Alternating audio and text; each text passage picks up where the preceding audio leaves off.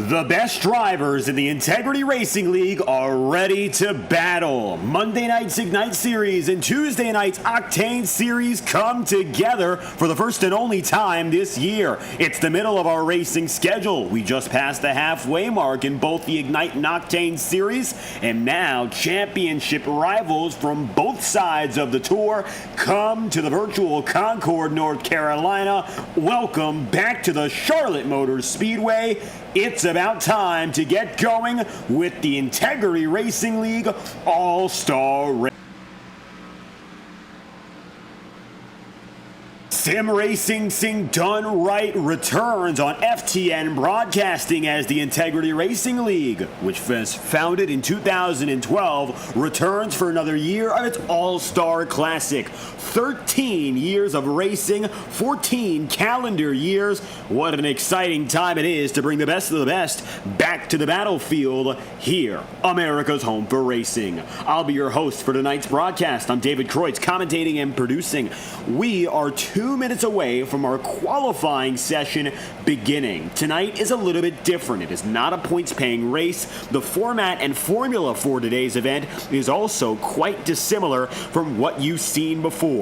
First and foremost, if you take a look downstairs, these guys are not racing in their traditional cars. The Xfinity Series on Monday nights and the Cup cars on Tuesday nights have been put to bed, at least for now. Instead, we'll be racing the 2003 spec Gen 4 Cup cars, which were only added to the iRacing platform just about 2 weeks ago. This is exciting. A lot of these drivers have been racing for more than 2 decades now in the sim racing scene, and for some of them, they have the memories of NASCAR Racing 2003 season, which was also developed by Papyrus Racing, which ended up being the developer team responsible for iRacing all these decades later. This is the very first time these drivers get to take on this new challenge, and they do so at a familiar place. Qualifying is on the move now, however, and it's going to be an interesting format. Hunter Madalenis is the first man on his way right here, right now, and as you can see, the 07 is going down to pit road. As he does so, this is going to count toward his qualifying time. We are using NASCAR All-Star qualifying measures, which mean that drivers have to go into pit road at the pit speed limit, mind you, take 4 tires and fuel, then get back on their way. He's on the jacks right now as Jack Drucker continues to move here, so it's a little bit different from what we've seen beforehand. The qualifying lineup is due to be set, and drivers are practicing that new method, and we're going to officially get things going. It is 8:30 p.m. Eastern, and it's about time now that we will see the first driver get on their way. Officially, John Steele is marked first, and you can see right now he's getting on the move here in the number 22. So qualifying looking very different as John will be taking a total of 2 laps here. He's going to take that second lap after he goes down to pit road, and you can see now he's heading to pit road to begin his qualifying run. It's about time now. We have just about 20 drivers officially locked in, 27 drivers who are eligible for the lock-in, but not all of them are here right now. Steele, the first man to go at it, as we now have about 59 minutes left on the clock. John will be slotted first. Then Michael Stroll will be slotted second. Nicholas Ward will be slotted third, and so on and so forth. That is all pertinent now, whether or not the driver shows up, but John Steele is the first man of the hour, and we're looking at him right now to set the example for the rest of these guys here. 58 minutes on the clock. Everyone on pit road now. Ethan Lane right there. DJ Stagner. Nicholas Ward is in the 48. Casey Shue in the 5. Drucker is in his 56. And you can see a quite different 18 for Cody Smith here. This portion of the night going to take a long while here. We have an hour to play with, as drivers will be taking 2 laps apiece.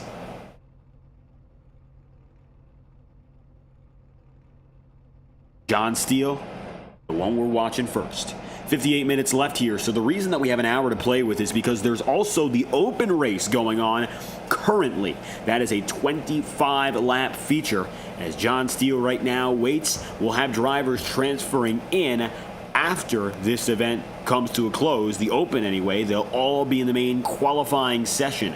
57 minutes left on the clock here. Charlotte Motor Speedway, the mile-and-a-half circuit, is in its 2018 configuration. So this is the newer version of the track relative to what we have seen in the past here. And taking a look above, you might not know that Charlotte is rather old in the grand scheme of things relative to most other NASCAR circuits. It's been in the mix since the 1960s. Daytona International Speedway only goes back to 1959.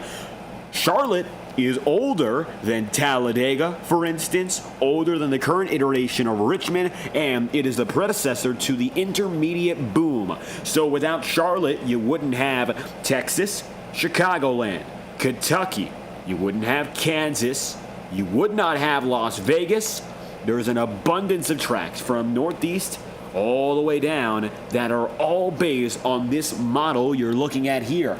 The brainchild of Curtis Turner, interestingly enough, one of the very first collaborations between owners and drivers in making one circuit. It's not Daytona, but it's a fast track, and the banking is upwards of 20 degrees throughout all four corners.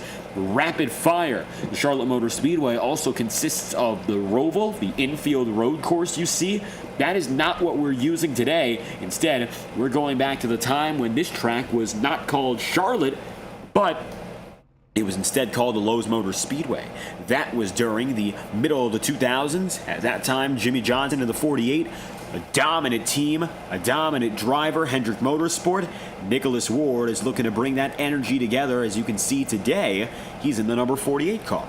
Still a few moments out from getting the ball rolling, 8:34 p.m. Eastern, and John Steele is the first to set it off in the number 22.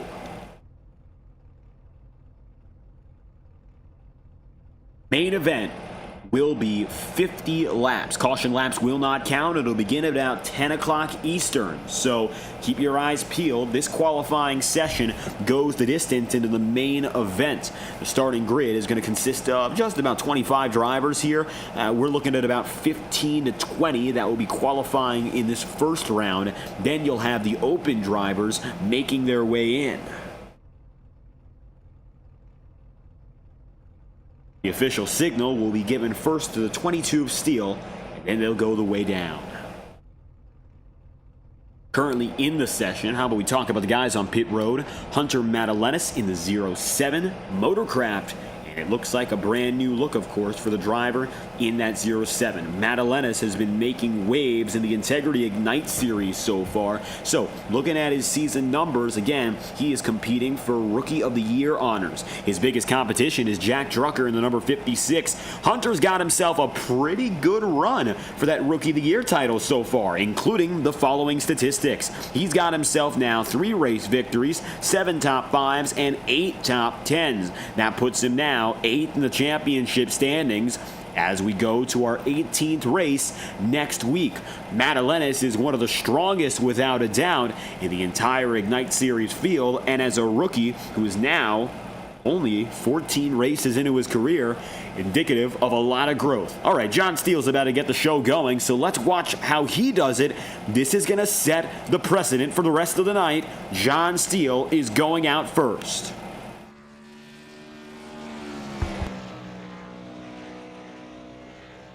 Don't mind the time that's on the bottom of your screen, by the way. We're going to keep you updated all night long. Special thanks to our friends, of course, of the Integrity Racing League admin booth. Tonight they're working pretty hard at race control. Cody Smith is going to be doing the times for us manually here. iRacing is not able to time it the way we see it, but this is what we're going to see. Cody Smith is going for his first flying lap. He's going to head down to pit road at the end of this one. Coming out of turn 4, he better be quick. This is the one thing about this qualifying run. You don't necessarily have to be perfect, but you do have to be very good all the way around. The Monte Carlo 22 into 3 and 4.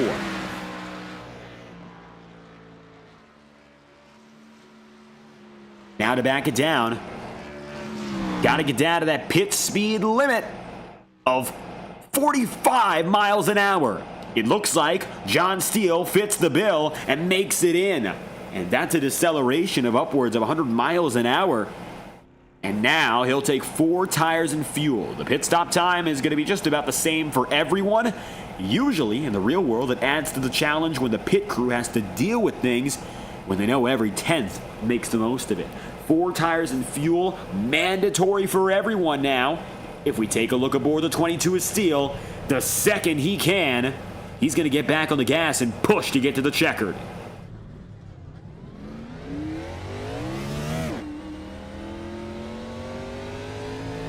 Letting the engine roar. Now, the only thing is that drivers have to abide by all pit road rules and regulations. That first sector, 41.562 for John Steele, and he's going to be at the top of the board regardless because he is putting down the first lap. John Steele, we've seen him in both series so far this year.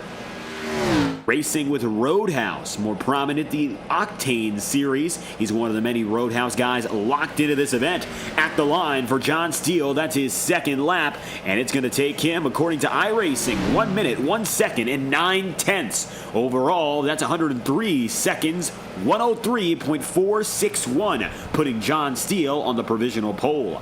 Next up, 97, Nicholas Ward. Michael Stroll not taking a time, not in the session. Ward is on the way.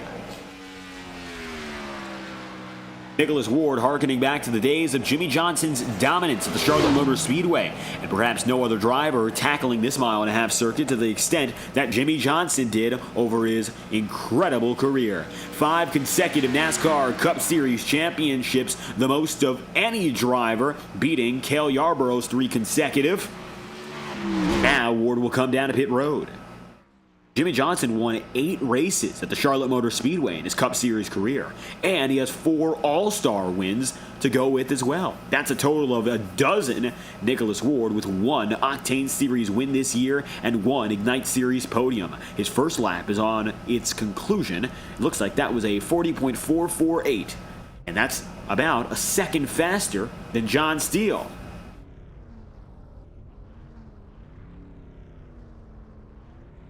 Emphasis on threading the needle in terms of pace and safety on the way through pit road. Ward is now back on the way.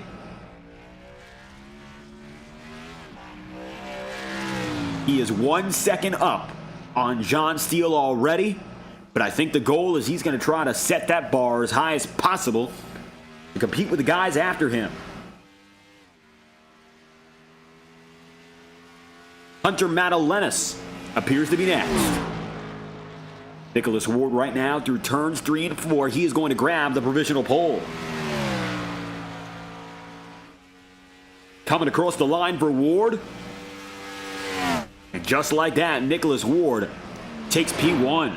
3 seconds faster overall with a 59.854 as his final sector. That's a 100-second run. 3 seconds quicker on the dot. Here comes Hunter Madalenas, ripping through.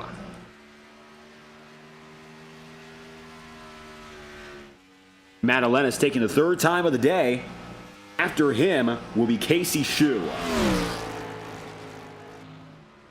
As he comes into pit road, Hunter right now looking strong, ferocious on the high side. Maybe that cost him, though, as he maybe ran a little bit more distance than the guys he's competing against.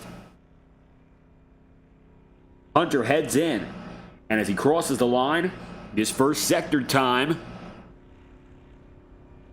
is good. 40.413, 100ths of a second faster than Nicholas Ward through the first lap. Madalenas goes for 4 tires and fuel, only with 400ths to play with. So he better be good on this second run or he could very well lose the provisional pole.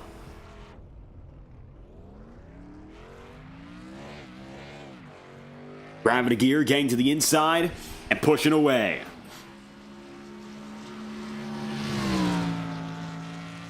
Right at the very edge of the paint line there, just to build up more speed, and it looks like he'll make it through.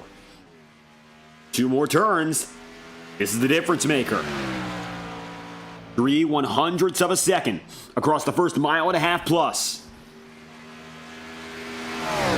For For the final stretch, Madalenis is quick, 180 miles an hour across the stripe. And that is a 59.594, 0.3 of a second quicker. Hunter Madalenis goes fastest, 100 seconds and 4 milliseconds attached. Madalenis to P1. Casey Shue now on the way. And some tough acts to follow. Back-to-back pole positions for Nicholas Ward, only for Hunter Madalenis to take it from him. Casey with another Hendrick Motorsports car. Now that number 5 had Casey Mears at one point, who won the Coke 600, Kyle Busch, Terry Labonte. Now this is about the era of Kyle Busch in that number 5, a little bit after when Terry Labonte ran it in the 2003 season. For Casey Shue, that first time around was not validated. That's not good at all, because I think for Shue that means he's going to end up at the end of the line. Don't have a read yet on what that time would have been. Casey Shue, 41.229. So, that was quicker than John Steele. However, not quicker than the two drivers beside him. So Casey right now going to be fighting to maintain third in the qualifying grid.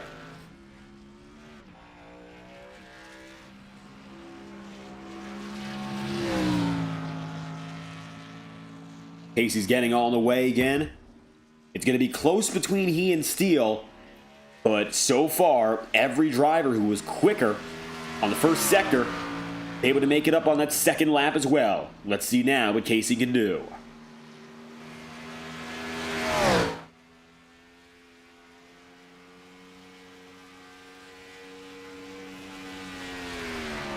That is 1 minute and 0.6 of a second, so it's going to come in as about a 60-second final stint. That is good for third place with a lap time total of 101.8 seconds. Next, it's going to be the number 4 of Nick Tarbuck. Nick running another Kevin Harvick paint scheme, but although it says on the screen he's running the 4, today he's in the 29.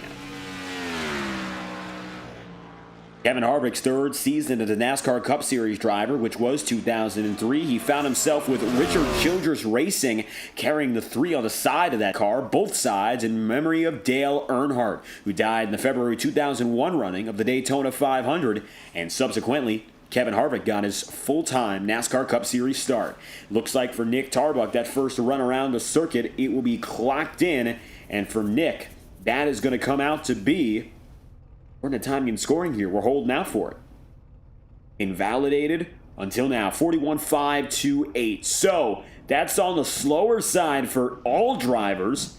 Only about 4/100ths of a second quicker than John Steele. This puts Nick on the back end for even fighting for third. Bad news now. He's going to have to kick it up a notch on this final run. So, 41 seconds for Nick Tarbuck on his first run around. Not quick enough to keep up with the pole position race. Perhaps now he'll get a better run to go P3.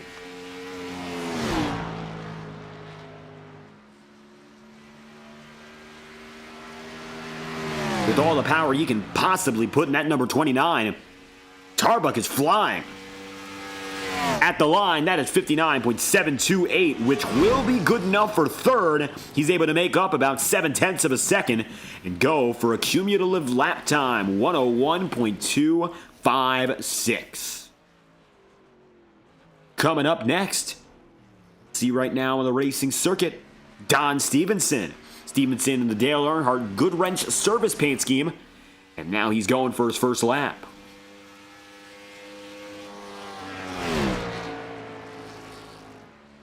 Stevenson in his practice times was solid. Not able to get up there to the best of the best just yet. We'll see what happens now.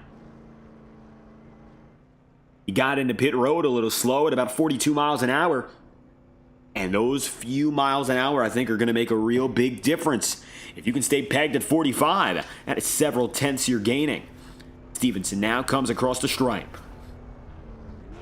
And as he does so, time is going to be clocked in very soon. Stevenson in the 47, going for his 47th lap in this session. With new tire, though, he should be just fine to get back out again. Don right now waiting for that final pit service to come through. And it looks like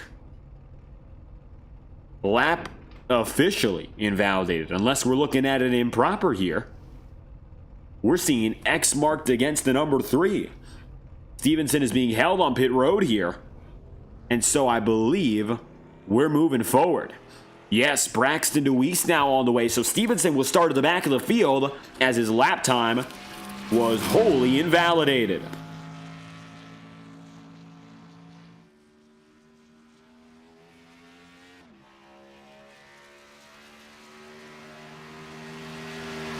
Trouble's on the way in for the 47 of Stevenson, and he's going to be at the tail end of the field. Lap time is invalidated entirely.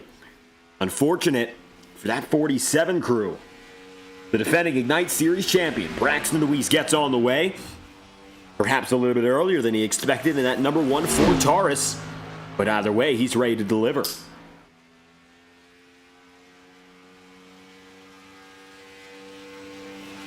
Touching 195 perhaps on the way into turn 3. Now to back it down about 150 miles an hour. Braxton comes in nice and smooth. Oh, that's going to be a close one at about 44 miles an hour. Right when he passed the cones. Now Braxton makes it in. 41.251 on that stint. So that is firmly above Nick Tarbuck, firmly behind your top 2 drivers in Ward and Matt Alenis, though. So that's 3rd place he's sitting in. Still with an outside chance if he pulls a really good secondary run to take it from Nicholas Ward. Let's see what happens now. DeWeese is on the way. Next after him will be Jared Davis.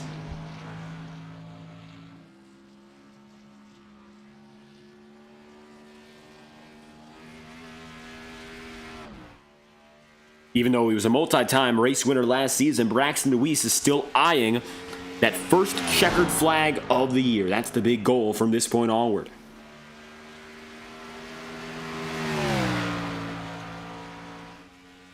Coming across the stripe, Braxton DeWeese, 1 minute, .432. That will not be enough. And as he comes across, that's going to be a tight fight, and he misses out on 3rd. A slower second sector. And the final lap will not do. He's going to sit provisionally P4, putting him in jeopardy of going to the back half of the pack here. The difference was 0.4 of a second. Jared Davis flying into 1 and 2. Watch out for the 17.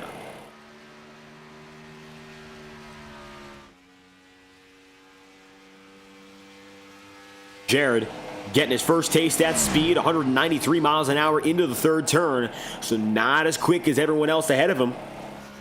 I think perhaps now he's going to have to push it a little further into pit road. At the line, no brake smoke, doesn't lock up. And it should be no harm, no foul for Davis. Don't think he's going to be at the front of the lineup unless he pushed really hard in the pit road. And the time will tell. Literally, 41.247. That is faster than DeWeese and Tarbuck. So, he's now in the realm of perhaps going for 3rd. Again, that's 7-second difference between the practice times overall, where you didn't have to go down to pit road, and where you are right now. Huge. It was a few tenths of a second, the difference between where Davis is right now and where Casey Shue is right now. Casey is in 5th, had a faster first sector, but really fell apart in the last one. Davis needs a second sector under 60 seconds long. If it's above a minute, he's going to fall outside the top 3.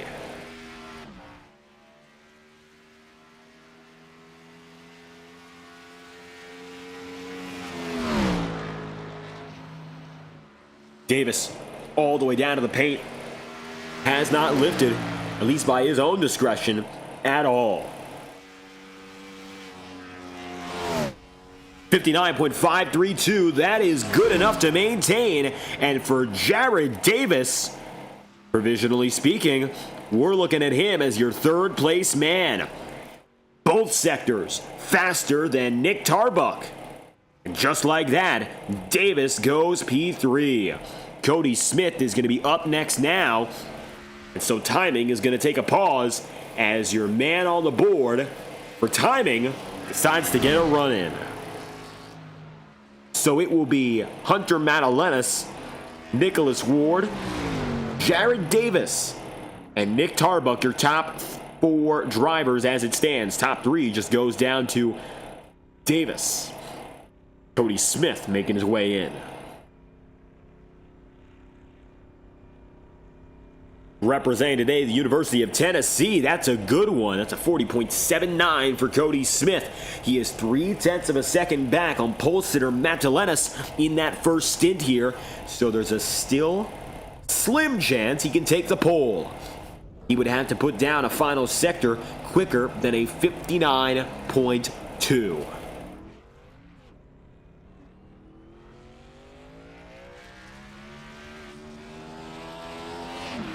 Cody puts it into gear. I think he knows there's still a shot. He gets it up to speed, about 125 miles an hour, pinned to the inside, and out again. A little bit of a bobble that might have cost the pole.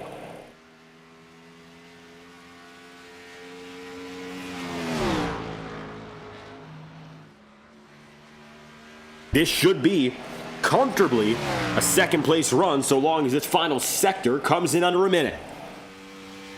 59.709, that is good for second place. Cody Smith goes P2 into number 18. That drops Jared Davis to 4th. Drucker screams into turn 1. He'd like to take both those spots and then some.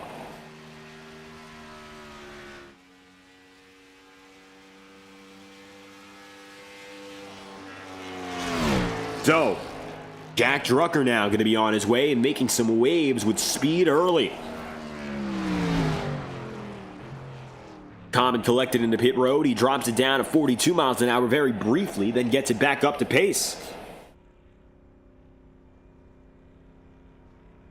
This Toyota Camry with a victory in the Ignite Series, winning at Daytona. Oh, that is a good one. 40.59. That is just about 0.2 of a second off the pole sitting time. And only about 1/10.5 off of where Nicholas Ward was in that first sector.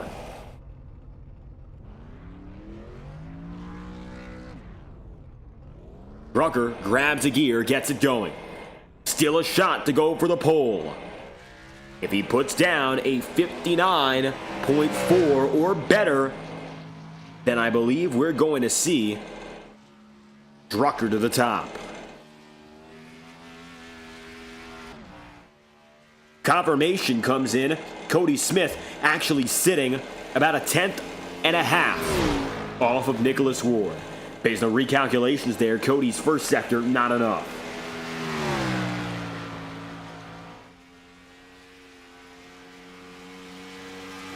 Jack Drucker, 0.3 off the bill for pole, but a fast run regardless. And Drucker goes second by only 0.9 of a second. That is a 100.293 second lap run. Drucker, very strong with that one. Ethan Lane is now on the way, and perhaps Lane is the favorite to do it all. The winningest driver in the Integrity Racing League this year with 12 victories across both series. He is unbelievable. And comes in as the favorite to win the pole. A little bit slower than some of those guys on the way into pit road, however, and taking a careful approach. Last week, Ethan Lane made his series debut in the NASCAR Coca-Cola iRacing Series at the Chicago Street Course, becoming one of very few drivers in the history of the iRacing platform to race at simulation racing's highest level. Luckily, he did so during an off week, which means that he didn't end up getting his championship run messed up. With that said, Lane's first sector was a 40.511 run. So, he's a few hundredths of a second off, He's got to make the most of it and put down a 59.5 or quicker in this next run. 1/10 could be the difference between pole and second. Bobble on the way into 2. Let's see what happens here.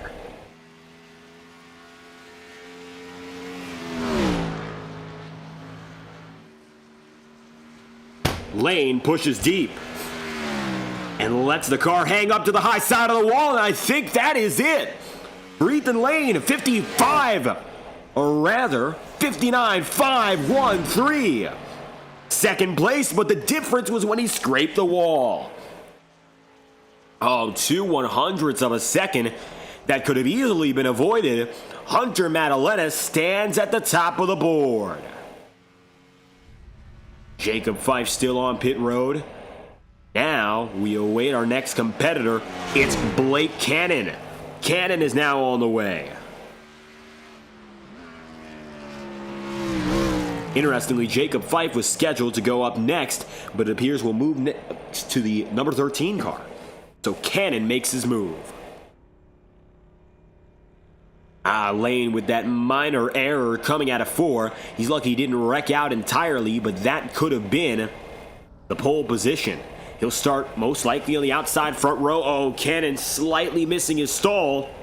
It'll jeopardize him and cost him at least 2 positions. Front row almost impossible from here.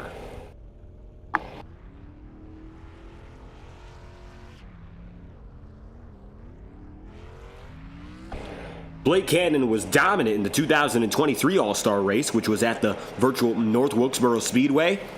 He ended up leading over half that event. Unfortunately, he wasn't able to get the job done. Seth Noel ended up finishing it out in the final 25 laps. He was the race winner.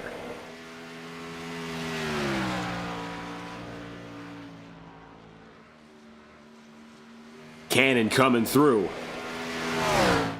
His first sector, a 40.591. That's good for top 3 consideration, even with the error. But the second sector is slower, and it shows. 1 minute, .232. And what it could have been if he didn't make that slip up, perhaps a podium sitting run. Cannon goes 7th with a 100.823 second time overall. Jacob Fife appears to have been skipped for the time being. An interesting call on the field as Tom Wetmore in the 51 awaits. Meanwhile, one driver is at speed, and we hear him. It's DJ Stagner. Stagner gets to moving. Ignite Series champion to begin it all with the inaugural season. And even though he's not a full-time competitor, he's always coming back with a reason to go after more. That's victory.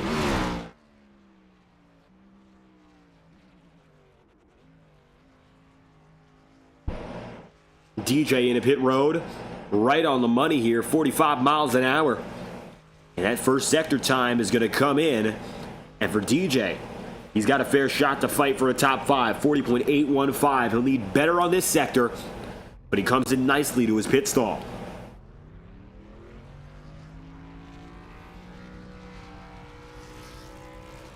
Four tires and fuel. The biggest slowdown for everyone in the field here. And he gets on the way. Under a minute, he could end up ahead of Gordon, or perhaps ahead of Jared Davis.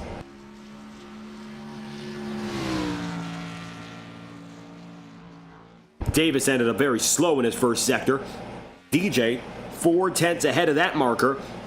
But if he doesn't pull a 49.7 or quicker in this final lap, he'll only fall further behind, and perhaps outside of the top 10.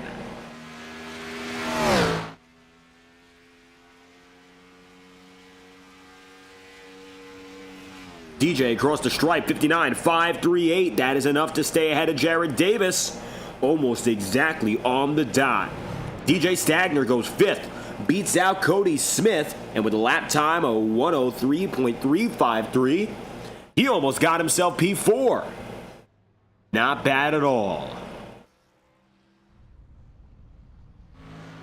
Tom Wetmore in the 51, another of the many Roadhouse Racing drivers looking to go at it. 2 victories so far in the Octane Series in Daytona and Charlotte. A crown jewel winner so far, the 51 team has been.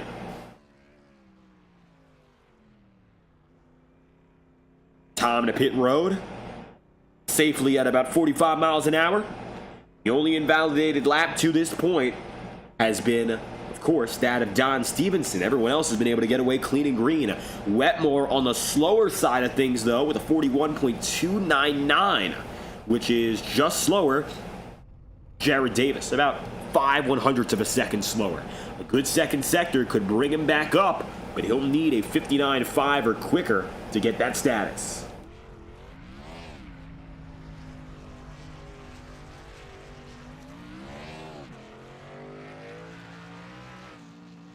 Wetmore back at pace.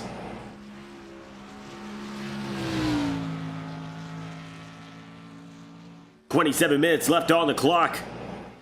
And here now comes Tom Wetmore out of turn 2.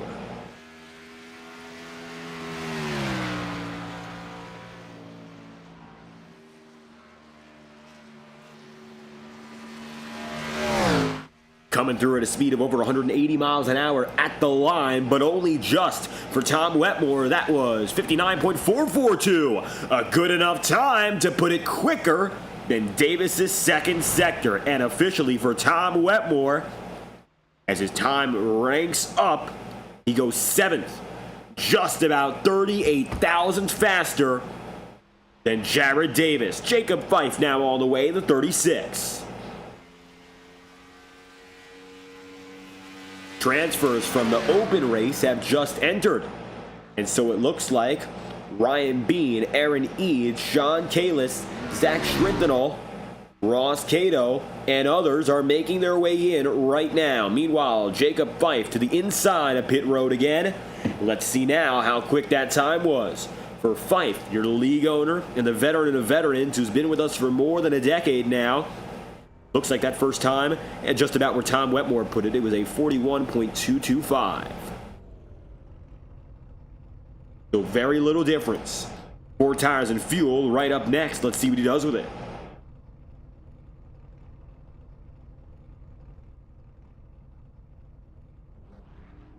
Waffle House sponsorship for perhaps the one and only time throughout this entire season.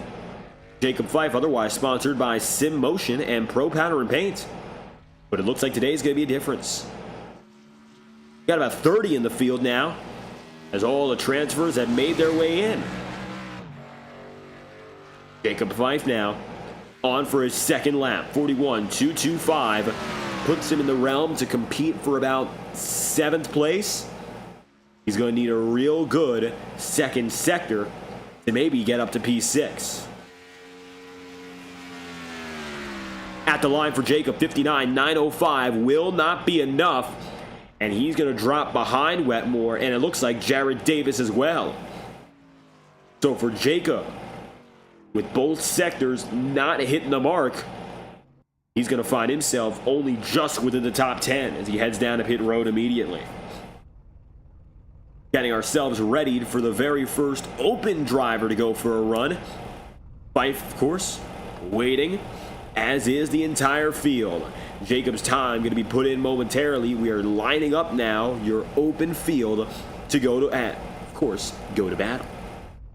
It's going to be Zach Schrintenal who lines up first. Back into 07, switching up to the 12 as you saw there. Just getting his data loaded in. He will be the first driver to go in round 2. And then we'll head from there. 28 drivers going to be racing officially. As now it looks like we've got all slots filled. Drivers who were not racing have been pushed out. And so all those who are competing in the transfers, 15 of which have made their way in. Zach Schrintenal gets to lead them all off. Jacob Fife, of course, the last of which we are waiting on for final timing and scoring purposes, but we can confirm he is under the 6th position before the numbers are put in. Unfortunate for Jacob, it just looks like that last lap did not go his way. There was a chance to turn around with the second one, which is something that we have seen. Tom Wetmore was able to do so, even though his second lap was even slower than Jacob's. But it's not easy. Now, Zach has made his way through. The front straightaway might be clear. But that won't last too long. Welcome to round 2 of qualifying as the open-seated drivers are on their way.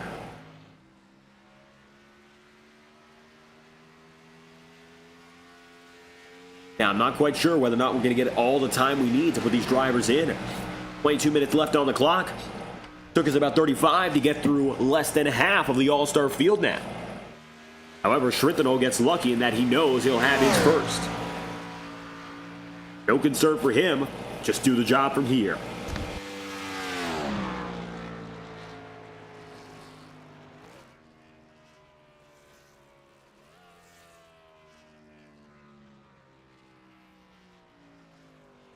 Back to the inside of pit road.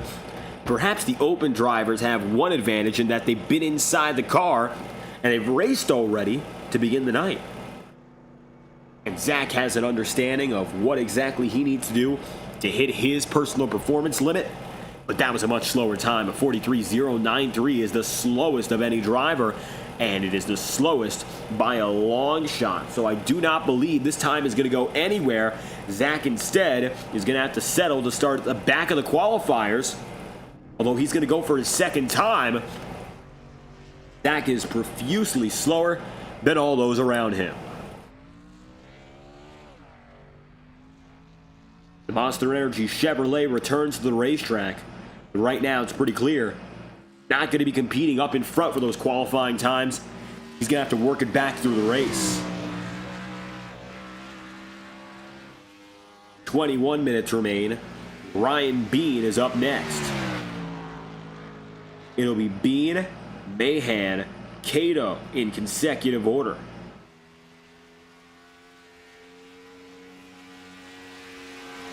And as Zach comes through, that's going to be a 1 minute with 8.64 final stint.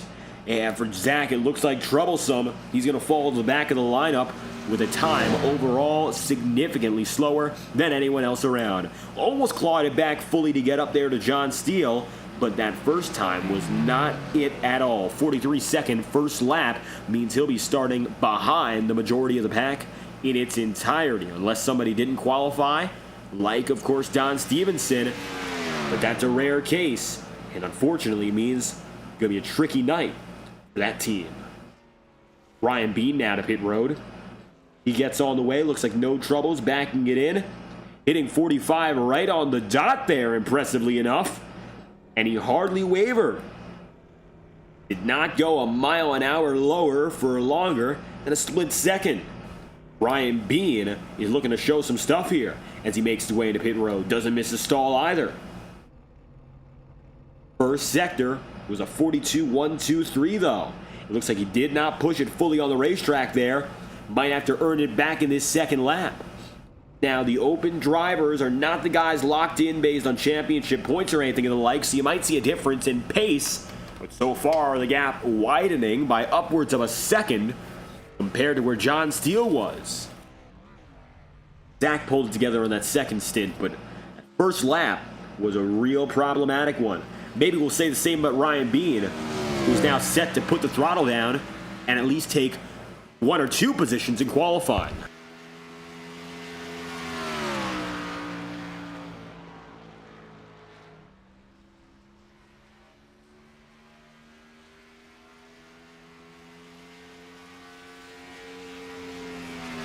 For Bean, it won't be dead last. A 59.8 final sector puts him currently in the 14th position. And moves up one, in fact, just ahead of John Steele. That is 13th. Woody Mahan next on the way.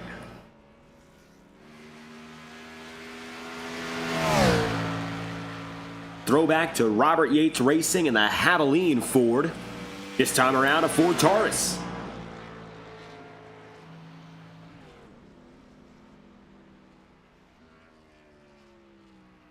And many a great driver has seen use in this paint scheme. In this instance, the early 2000s, it was already a throwback paint job. Unbelievable to think. Tonight, Mahan bringing it back in style. That first sector, just about done and done, 41.963.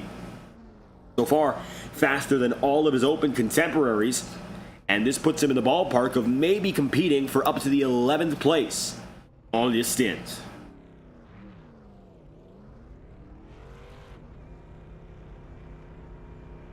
Woody gets going. Up next is Ross Cato.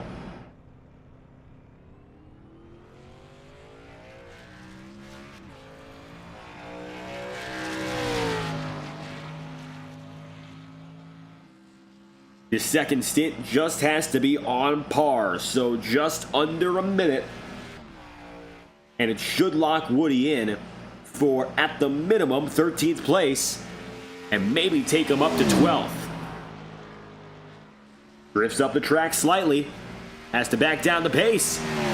That could cost a position.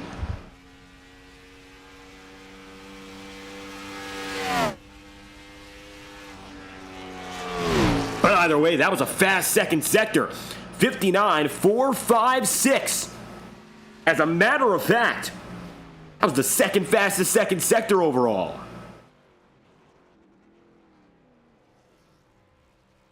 So Woody Mahan pulls it from the gutter with a real fast second run. That second lap was quick. And if the first had matched it, he would have been seeing the top 5. Mahan, regardless, goes P12 for the time being. Actually, P11 gets it up in front of Braxton DeWeese. The gap, 3/10. Ross Cato on the way now in an all-white Ford Taurus. Unlike the usual look, 16 minutes left on the clock. We should have just enough to put everyone in.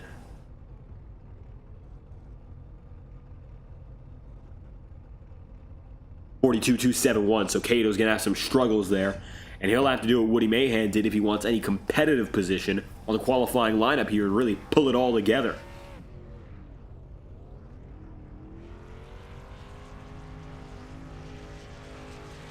For Ross, he's had a few solid runs this year, trying to make it back up to the podium. In the All-Star race last year, he was able to get himself a top 3.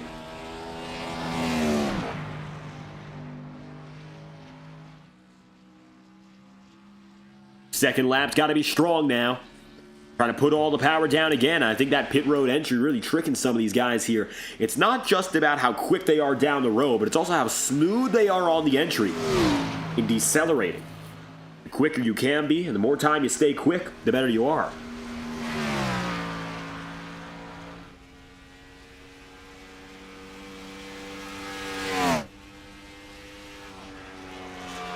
One minute, .686. For Ross, it's not going to do all too much for him, unfortunately, and he's going to find himself sitting 15th place off that run. Next up will be Kyle Cooper in the 73. Kyle in the Solo Cup number 73 car, and what a look it is, the Jazz Fusion design. Isn't that something? Now, this never ran in any real form of motor racing. However, if you think about the early 2000s and the late 90s and that similar time of the Gen 4 stock car, well, I don't think there's been any better representation on paper than these Solo Cups. And so now, it's going to be Kyle Cooper bringing it into pit road.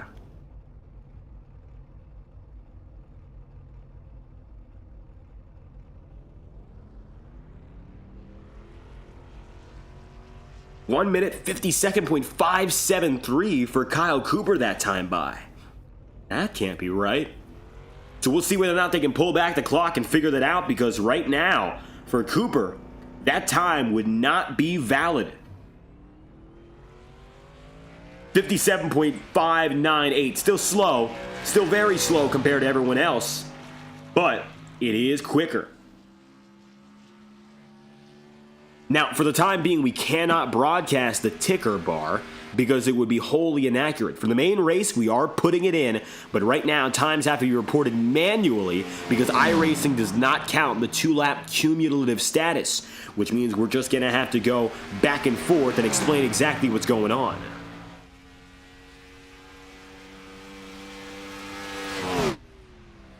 At the line, 44.295 for Kyle Cooper. Now, This is a little bit different. Here's why. The sector was split based on when he crossed the start-finish line. So, that first sector was slower, but the second one was the fastest anyone rode. And as such, for Kyle Cooper, that's going to put him up to 15th. A split down the middle, and he finds himself middle of the way. Up next is going to be Richard Smith. So, watch out for that. We might see drivers with a little bit of a different timing and scoring approach. Here's Smith, inside the pit road here. His first sector is going to be recorded after he comes across the line. He still hasn't crossed it just yet. So it'll be a different marker for performance. Richard Smith gets by. The 50-lap main feature will be in just about 25 minutes. We will bring back the timing screen for that. So rest assured, you're not going to be informationless on the screen all night long. But right now, we're still doing the numbers. And thanks again to Cody Smith, who's crunching the numbers for us in real time. Just a reminder, Hunter Madalenis is on the pole position by 21 thousandths of a second. Ethan Lane, Jack Drucker, and Nicholas Ward make up the Fast Four. And DJ Stagner is the last man in the top five. Smith, he'll be coming through.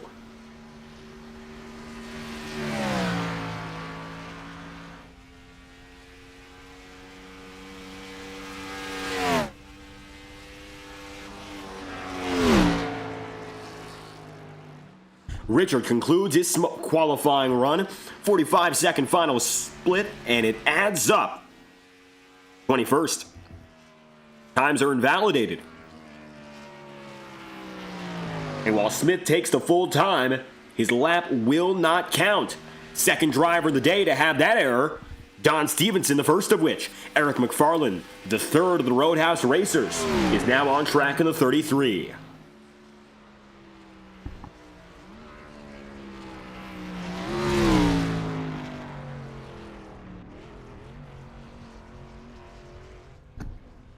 Eric's teammates, a few of which already putting down qualifying times, notably 7th place Tom Wetmore and 18th place John Steele.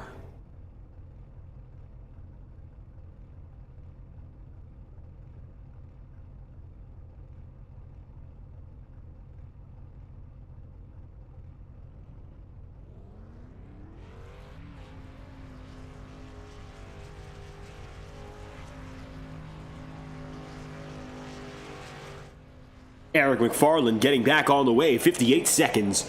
And right now, he's going to keep things moving.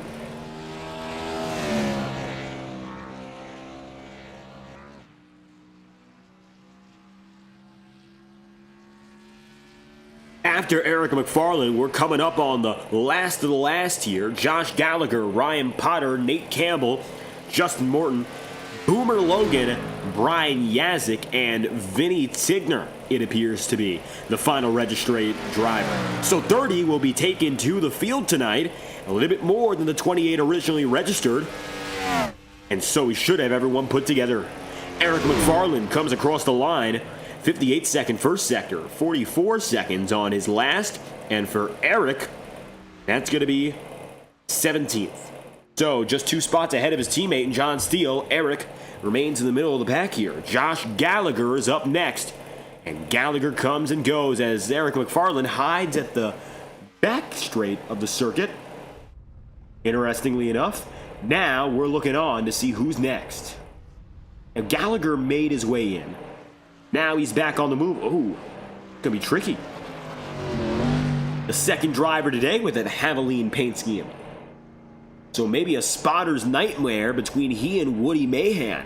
Woody Mahan, again, with a very impressive second sector. He pulled it back and was rapid quick to take 11th place. Gallagher, we'll see if it's more of the same for him here.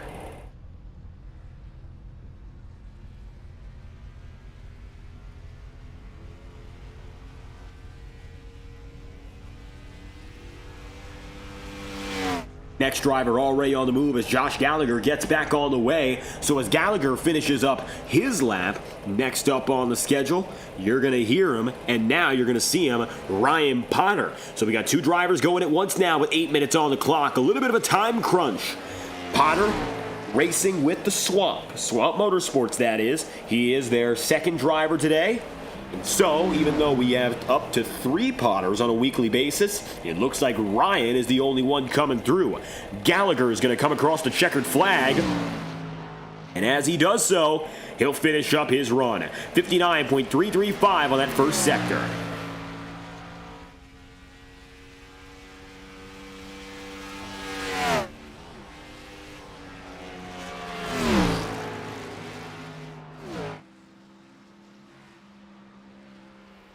Josh Gallagher's second time, 44.755. That'll put him 21st and last of those who have taken a time so far. Just wasn't able to put the power down on that second run. Ryan Potter comes right by him. And you can see now, Potter's on the move. Just got off of pit road, and he's ready to go through the first 2 turns.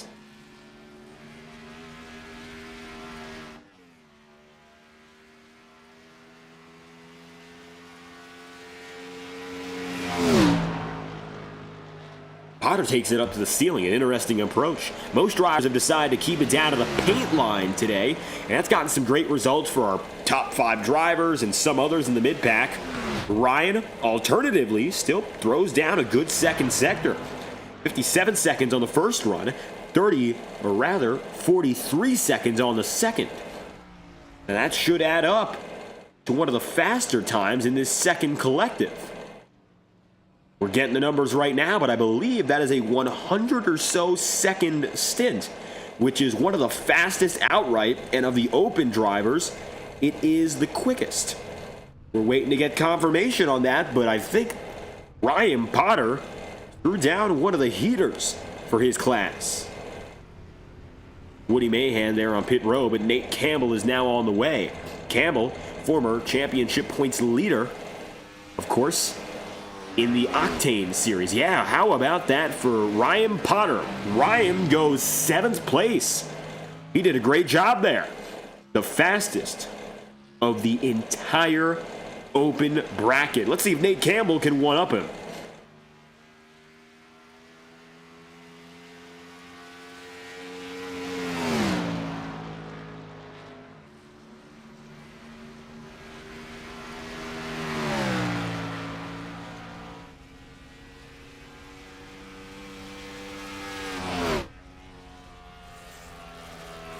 Nate Campbell flying through in the all-black Chevrolet Monte Carlo today. Usually a colorful bunch of paint schemes for Campbell. He's one of the brighter guys in the field when it comes to that usual standout, the white 45. He puts his times down, and it looks like for Nate, he's going to come down in 43 seconds on that second stint. The time hasn't been calculated yet. All the while, Justin Morton's laps are being put through now. Justin's first sector, 57 seconds. The time to beat for him would be about a 43.6 to match your best Ryan Potter. The fastest time overall, 100 seconds across 2 laps by Hunter Madalenis. Ryan Potter was 100.721. 0.7 of a second. Difference between 7 places. Tricky.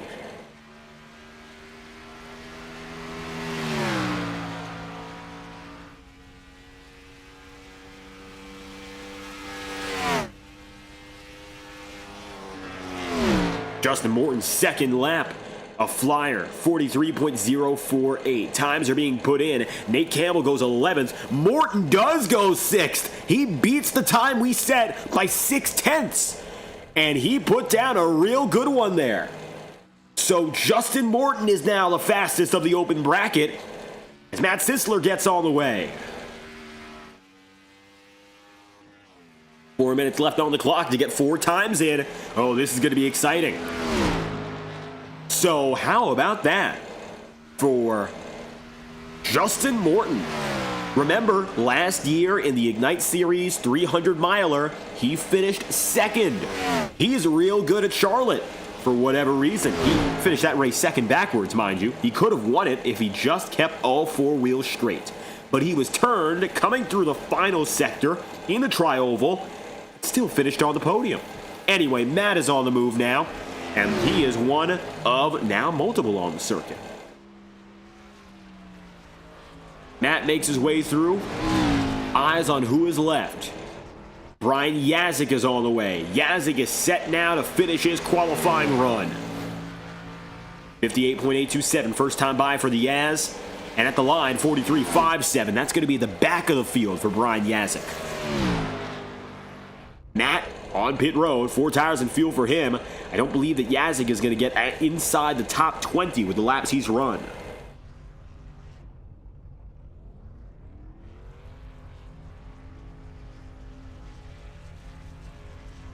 Matt on the move, only now waiting on Vinny Tigner, it appears.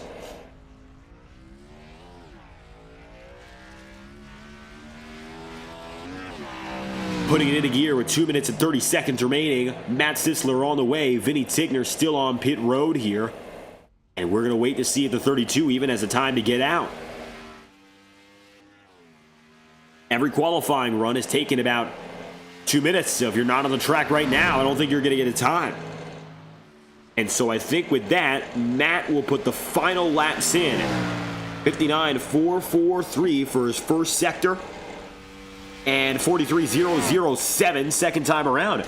Good on the second, but for Matt, it'll only be 20th. Brian Yazik is down at pit road, and it looks like his times are now due to be clocked in, but I believe he will be at the back of the field. Boomer Logan currently is one of 2 drivers without a time. It looks like, unfortunately, both he and Vinny Tigner will not have a time set in this qualifying session. And Matt is going to decide to go and hide away with the iRacing pace truck. We have 85 seconds left in this qualifying session. Qualifying lineup, however, is official. And with that said, we now know who's going to sit on the pole position. Hunter Madalenis with the time of times. The 07 goes fastest with a cumulative lap time total of 100 seconds and 4 1/1000s. Let's bring it back and get a word from the man who got the job done, Hunter Madalenis, who's now your pole sitter for the 2025 Integrity Racing League All-Star Race. We're going to move to our main session, but before we do so, we're going to catch a word from your pole sitter, as qualifying times have been set. 30 drivers are registered, 26 take a time, and it looks like a rookie will sit at the top of the board tonight. And what a run it was for Hunter Madalenis, who is now P1 and ready to take on the field in the 2025 All-Star Race. Looking to see if he's available for comment right now. Looks like he is not. We're going to try to get a word.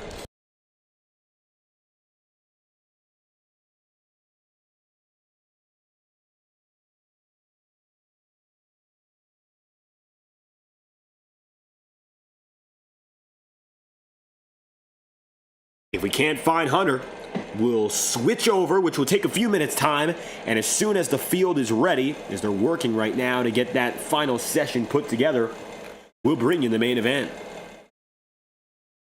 Your pole sitter is with us now, however, and it looks like after an hour of qualifying, 21 thousandths of a second make the biggest difference. Hunter, the checkered flag is yours, and for All-Star qualifying, you are a pole sitter as a rookie.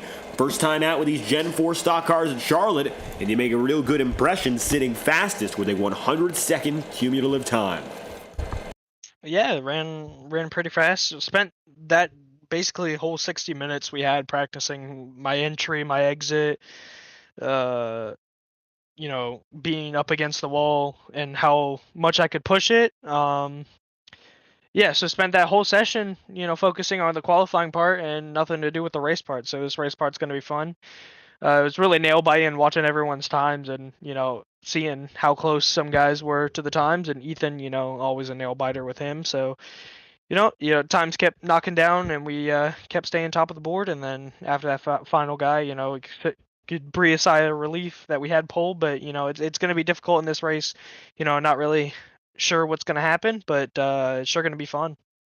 Now, times are tight, and we use an interesting qualifying formula this year, doing an all-star style where you put 2 laps down, but in between you have to rush down to pit road. What was the trickiest part of that for you? The entry, the exit, maintaining speed, or was it staying on the pit entry line on the way out? There was a lot of trouble there. What was the hardest part for you that you ended up working through? Yeah, the on-track part wasn't too hard. It was, hitting the exact perfect mark to hit your brake to get to pit road speed, perfectly. Watching other guys' queue times, they were taking it easy on entry, and I found out just how to maximize that entry as much as I could. And then yeah, it was so difficult keeping the tires underneath you on that pit exit because you're trying to carry as much speed as you can, but also keeping it below that blue line. It's a very difficult process, but luckily we were able to get both ends good. I know some guys ran faster on that second run, some guys ran faster on the first run than me.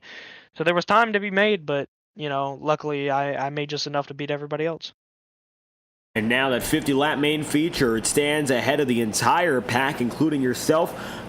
You mentioned you prepared almost entirely now for the qualifying portion, and it's over. Now you're going to the main race. How do you feel about that? You'll be starting first, but you don't know what to expect.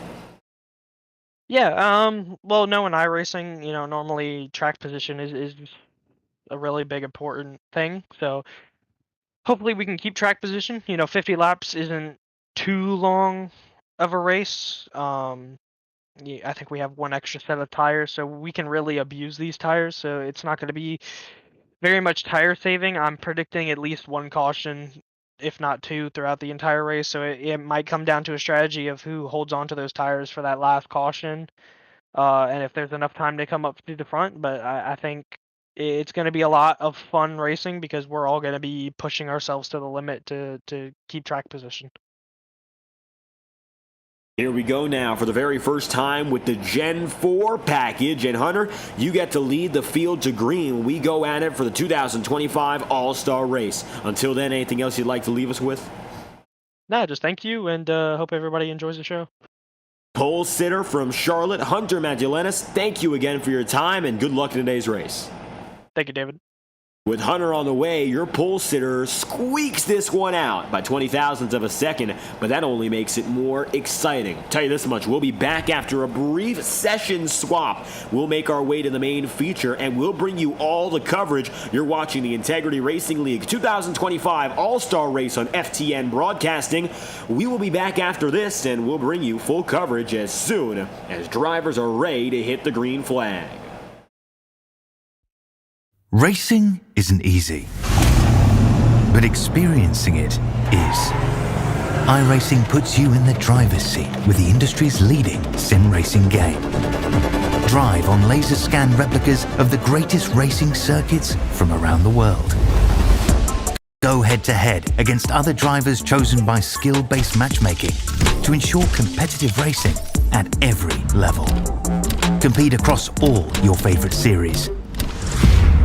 In officially licensed cars, engineered to deliver the most accurate driving experience possible.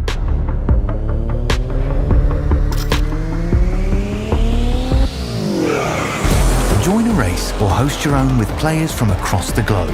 Race against the computer or in a league with friends. Feel the thrill behind the wheel. Visit iRacing.com.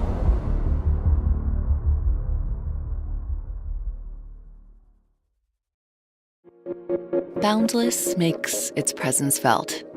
It will not be ignored. We're helping turn ideas into reality with a wealth of building products that take every architectural style to the next level. This is what it's like to imagine, build, and transform anything we want into exactly what we seek. This is what it means to be boundless.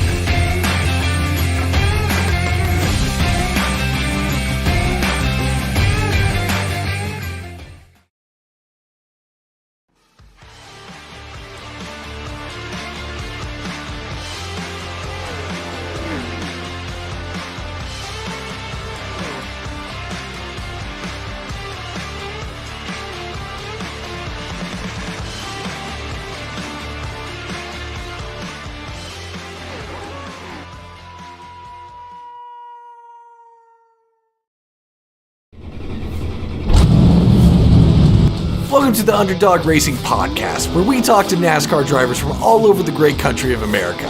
Each week, we chat about the latest races, share stories from the track, and get to know the drivers behind the wheel. We break down the action, hear from drivers about their experiences, and dive into what drives them to keep racing. Whether you're a longtime NASCAR fan or just curious about the sport, this is the place for you.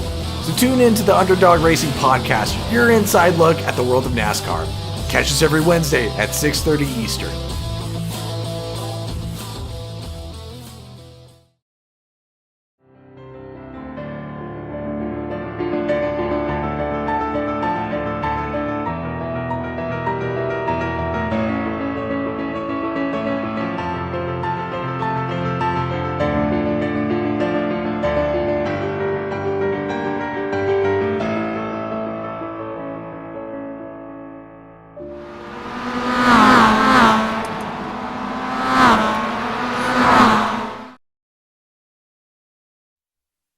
This message is brought to you by the rebrand of Throttle Graphics and Designs.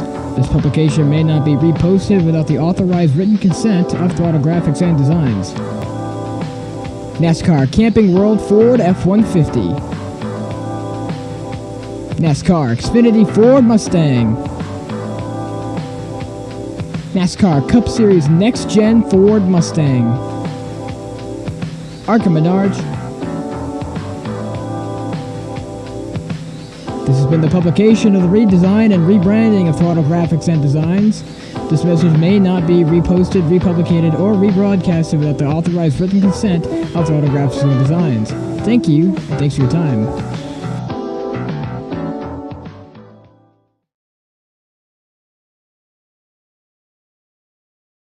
You're watching coverage of the 2025 Integrity Racing League All-Star Race. We are waiting on our session transfer, which means that all 30 drivers who are eligible will be moved into our main racing event, and we're just waiting on the go-ahead to get to that point here. Racing at the Charlotte Motor Speedway for 50 laps. The only big difference today in this main feature is that caution laps will not count.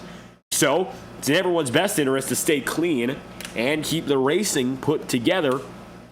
We're just waiting on the official clearance to go to that point. Every driver already qualifying. Hunter Magdalenas finding himself on the pole position. Now it just becomes about manually collecting those times and putting drivers where they should be. So we have a little bit of time until we get to that point, and perhaps we can take some more interviews. I think that's exactly what we're going to do here until we are going ahead to the main event. So we're going to hear now from second place man Ethan Lane, the driver of the number 6, who is just a few thousandths off in qualifying, who, of course, has some big sim racing news on the other side of the fence to talk about as well. Second place in qualifying, and I think the difference was a brush off of turn 4, Ethan. Either way, the front row is yours, but maybe there was enough in the tank to go for the pole position, wouldn't you say? Oh yeah, there was definitely plenty in the tank. I smacked the wall in 1 and 2, lost probably about a tenth and a half, 2/10 on the green flag to end lap, and then smacked it again off turn 4 coming to the checkered. That was fun though. Yeah, that was fun to watch, fun to be a part of. Kind of wish we had something like this where we had single car qualifying every week, or something like NASCAR does, where they send 2 cars out on the racetrack with 1 lap. But it's nice to be a part of that.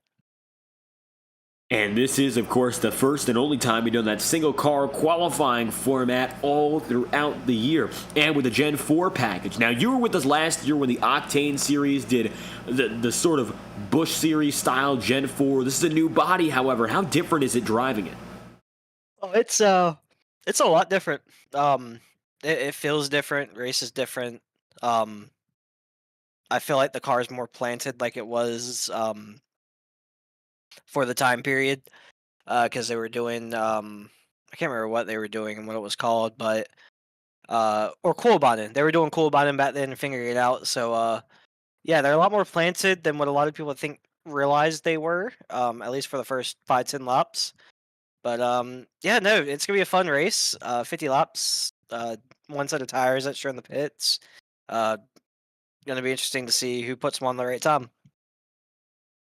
And you talk about that tire strategy. Now, I'm sure we had a lot of time for these drivers to practice qualifying, but did you at all get to grips with the longer runs or no? No, I probably ran my longest run was like 3 laps. I'm like, all right, I know how this is gonna drive. We're gonna send it for qualifying, because that was the main factor. There is some air push in these things, so you want to be up front and be out of that dirty air.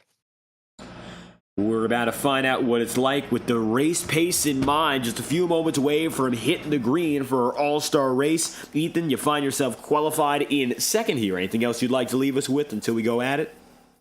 No, just looking forward to it. It's gonna be an exciting race for sure. Ethan Lane qualifying second and looking to go one spot higher for another victory on these Tuesday nights. Thank you for your time. Thank you. With Ethan Lane on the move, we'll speak now to third place guy, Jack Drucker. Drucker has been strong all throughout, and of course this is a rookie driver who's fighting for the Rookie of the Year honor with Hunter Madalenis in the Ignite Series. Right now, Jack has the better of him in points and almost got the better of him in qualifying. Jack, you line up just off the front row, 0.2 of a second was the difference between P1 and yourself. Do you think, first and foremost, there was any chance you could have made it? Well, there could have been, but, had to give you something to watch, hit the wall a little bit, coming to the checkered flag there. But it's definitely fun, something different. It's really a fun night getting to do this and come out here and have a different qualifying session and light atmosphere and all that, because we're usually trying to all, be foaming at the mouth for every spot. But it's really fun. So, I don't know, 2/10 in it. I didn't think it was going to be that close, but hey, P3 is a good night. Hopefully it goes long green and we can have a good, clean finish. And of course, everyone's anticipating using this brand new package.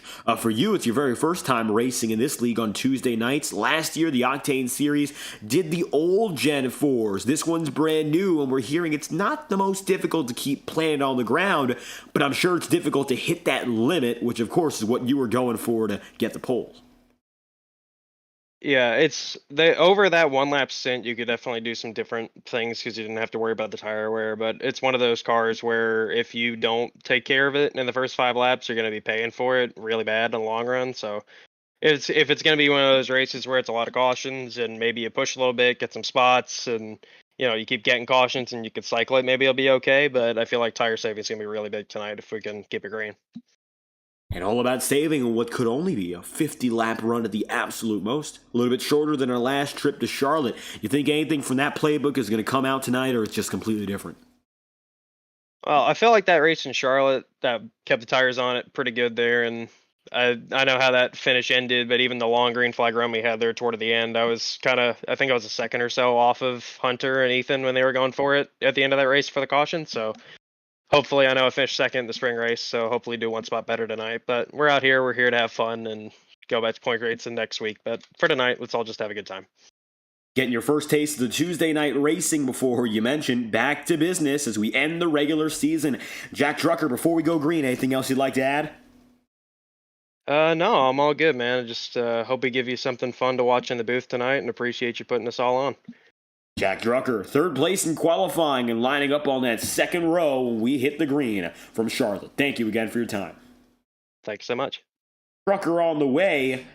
We'll have a little bit more time here, so we're going to go down the ladder as much as we can and give you that full insight into the who's who. Fourth place will be Nicholas Ward. Ward is able to take it up with another strong run again. However, it currently appears he is unavailable for comment. Oh, there he is. Good news. So we're going to pull in your fourth place man, Nicholas Ward, see exactly what's going on. Ward threw down a strong run early, and for the most part, it stuck at the head of the pack. Only 9 thousandths off the top three, and still firmly in the second row. Nicholas Ward, you're starting strong again as you look for your second win on a Tuesday night this year, and it could be an all-star one. Yeah, we're looking pretty good. It was awfully it's a lot of pressure going out there, second car on the night for qualifying, but was able to put something good together. Was happy with that. It's crazy to see especially Ethan and Drucker go out there and hit the wall on their final lap and still run faster, so they obviously had something figured out somewhere around there. But so it was fun though, being able to watch everybody queue and see how we all stacked up.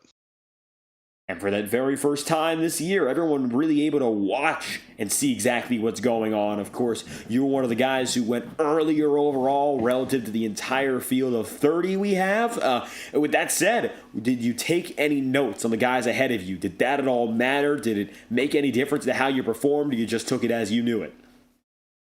I mean, really only had one other person to watch because it's being second car, so I just really kind of went with what I did in practice. Yeah, well, tried to do better than what I did in practice because the last few attempts we had, just completely missed it, either speeding or missed pit road entry. So just went out there and did the best we could. Left a little bit on entry, definitely left a little bit on exit, but it is what it is. Obviously, it worked out for us, starting fourth place, much better than what I was expecting or hoping for. So. Watching everybody else, though, obviously saw some things that are different lines that we'll see how that plays in the race. That's going to be the real concern, though. Tonight is a long run pace, 50 laps, one set of tires on pit road. And I don't think many of us, especially that were locked in tonight, really have an idea what this car is going to do on a more than a 5 or a 10 lap run. And I don't know how their race went, but I'd imagine a lot of them got at least 10 or 15 laps under green to see what the car would really do. That's the big question, and if you make that mistake of when you go down a pit road, you might go at the wrong time. Well, that's all speculation here. It's a small split. It's only 50 laps. When we go to Charlotte, usually on schedule it's 200, but it's a complete unknown. How have you come to like this new Gen 4, though? It's a lot different from last year's package. Yeah, it's a lot different. I think it's overall it's definitely good though. It's fun to drive, a lot more fun than what the old one was, and I loved the old car, but this one seems to be really in the track early on, but also very much you can beat up the tires and you have to take care of it. So if you go out there and push real hard, obviously you're going to fall back really quickly. So that one set of tires is definitely going to make us, or one extra set of tires is definitely going to make for some fun strategy to see how people push and everything. And it definitely becomes a handful. So definitely going to be fun tonight. See what everybody decides to do, how people save or don't save, and I think you'll have a lot of comers and goers tonight. So I think it'll be a fun race to run, and I think it'll be an awesome race to watch. Qualifying up front, and you said you left maybe a bit on the table. We'll see if you can find it in these next 50 laps. Nicholas Ward, thank you again for your time. Any final comments you'd like to leave us with? Yeah, thank you as always for being out here. Thanks for the lead admins coming up with this awesome idea for that all-star race and doing the live queue and everything they do for us on a week-to-week basis. It's going to be nice to go back points racing, and we'll see y'all later. 97 team starting P4 all the day. Nick, thank you again for stopping by, and good luck in today's race. Thank you. Ward on the move, and it looks like we still have a little bit of time, so we're going to keep going down that ladder. DJ Stagner, 5th place for the Swamp. Tentatively, anyway, he is unavailable, so we're going to ask to pull him into the broadcast booth, and hopefully we can get a comment from him. If not, we'll keep moving down as we are setting up our starting grid. Hopefully this is on the move by 10:15. That is the expectation. If not, we might be in a little bit of trouble, but thank you for tuning in on FTN Broadcasting. You're watching the Integrity Racing League All-Star Race, and we are moments away, from our understanding anyway, to going racing. So, DJ Stagner, the 5th man we're going to speak to, he qualifies P5, and he is the fastest again of the Swamp Motorsport drivers. DJ, back in business with the Gen 4s, and of course, so far, looks like you're one of the quickest out there, only 3/10 off P1. To be completely honest, I really don't know what to expect here. I've actually not even driven a race in these cars, unofficial, official, whatever. Like, I've probably turned less than 20 laps in them. Well, that's not true. I did do a Daytona race, but like outside of that, obviously that's completely different. I really don't know what we're getting into here, so this is going to be very fascinating to watch, very fascinating to be a part of. Based on what I saw in the open, tires are going to go away quickly, And with us only having one set, I think it's going to be key to use them at the right moment. So like if I'm running 8th or so and everybody in front of me pits, there's a good chance I won't pit because in my opinion, I can't win from there. So like I'm not going to be afraid tonight to just do something that's just completely different with that tire set that we have available just to see what happens. But like I said, it should be very fascinating, very fun. And we really don't know. I think that's been the trend of everyone we've spoken to so far. Nobody really knows how this car is going to be behaving for even 50 laps. You said you've got some 20, maybe excluding a Daytona race. So it's hard to ask anyone what they really think is going to happen here because the tire wear is still somewhat unpredictable. Still waiting the session. We can't tell what the conditions are yet. That makes it a little bit more of a big question mark here. You think... Well, I guess you said it out, right? You're going to do things quite different. Yeah. Like I said, it just depends on, if we get, like I'm just going to throw out a fake scenario here. If we get a caution on lap 30, right, and I'm 8th, 9th, 10th, and the top 9 pit, I mean, I'm not going to do the same thing they're doing because that's not going to be a winning strategy, right?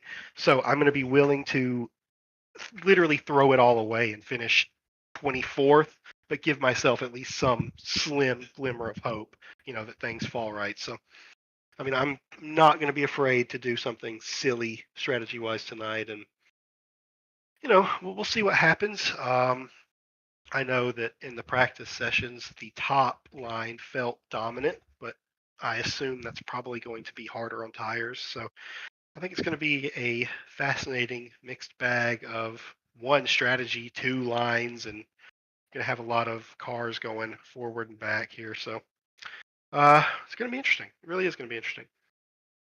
There's no better race to do something different, DJ. That's without a doubt. And of course, getting a taste of Tuesday night racing, usually a heavy hitter on the Monday night tour, representing the Ignite Series, among others, for Swamp Motorsports. Anything else you'd like to leave us with as we now head toward our main session? I hope everybody enjoys the show. I know that, based on what I've kind of heard and got the feeling for, that this could be a little bit of a wild one. I mean, I don't think anybody's going to be happy running second. They're going to do what it takes to win. So it should be a fun show, 50 laps, short race. I'm looking forward to it. I think gloves are going to be off a little bit for everybody, so staying safe is going to be goal number 1, and then just hope that you can do something to put yourself in a position at the end. So we'll hopefully be talking to you here in about 40 minutes or so, 50 minutes or so, but we'll see. Expecting aggression and excitement, DJ Stagner lines up 5th for the 2025 All-Star Race. Thank you for your time, DJ. Thank you. And so we've heard now from your top 5 drivers. We're going to take a brief step aside again as it looks like the main session has opened. You're watching live on FTN Broadcasting, and we'll be back with more coverage as soon as we enter the virtual Charlotte Motor Speedway again. We'll be right back after this. This message is brought to you by the rebrand of Throttle Graphics and Designs. This publication may not be reposted without the authorized written consent of Throttle Graphics and Designs. NASCAR Camping World Ford F-150. NASCAR Xfinity Ford Mustang. NASCAR Cup Series Next-Gen Ford Mustang. Arca Menards. This has been the publication of the redesign and rebranding of Throttle Graphics and Designs. This message may not be reposted, republicated, or rebroadcasted without the authorized written consent of Throttle Graphics and Designs. Thank you, and thanks for your time.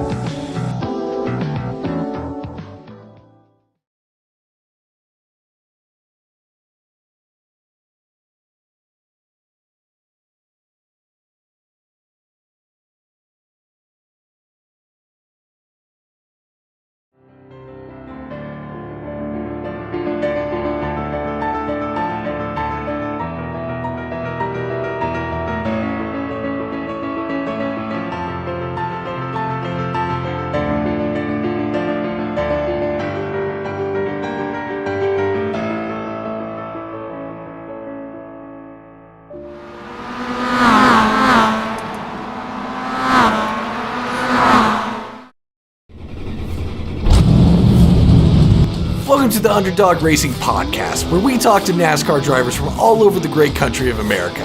Each week, we chat about the latest races, share stories from the track, and get to know the drivers behind the wheel. We break down the action, hear from drivers about their experiences, and dive into what drives them to keep racing. Whether you're a longtime NASCAR fan or just curious about the sport, this is the place for you. So tune in to the Underdog Racing Podcast, your inside look at the world of NASCAR. Catch us every Wednesday at 6:30 Eastern.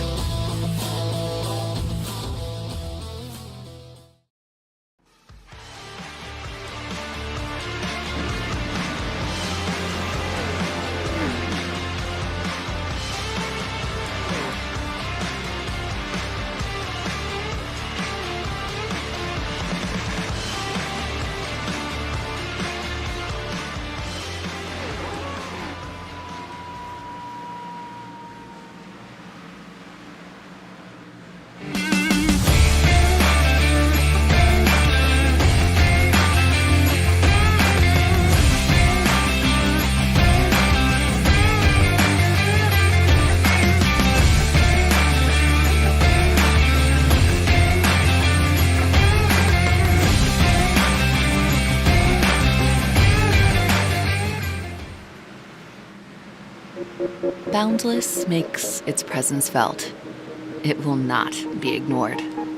We're helping turn ideas into reality with a wealth of building products that take every architectural style to the next level.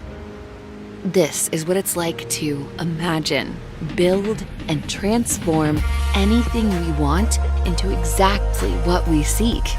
This is what it means to be boundless. Racing isn't easy, but experiencing it is. iRacing puts you in the driver's seat with the industry's leading sim racing game. Drive on laser scan replicas of the greatest racing circuits from around the world.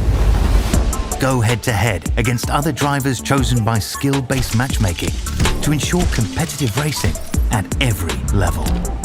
Compete across all your favorite series. In officially licensed cars, engineered to deliver the most accurate driving experience possible.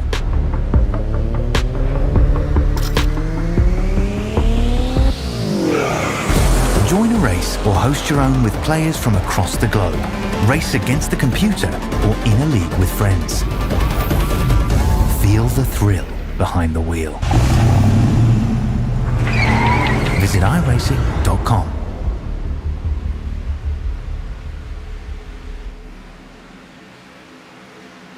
The field returns to the virtual Charlotte Motor Speedway, and we have about 2 minutes and 17 seconds left on the clock now as we now have the entire grid.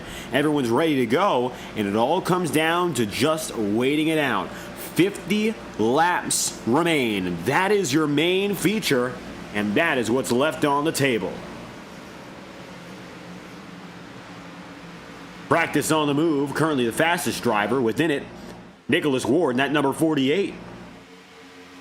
Ward's been confident to this point, and it looks like for good reason. Qualifying top 5, and I think what he's shown in qualifying is indicative of something a little bit greater than perhaps his average performance. Again, he has an Octane Series win. This is the first time in a half decade he's gotten to victory lane in the racing league.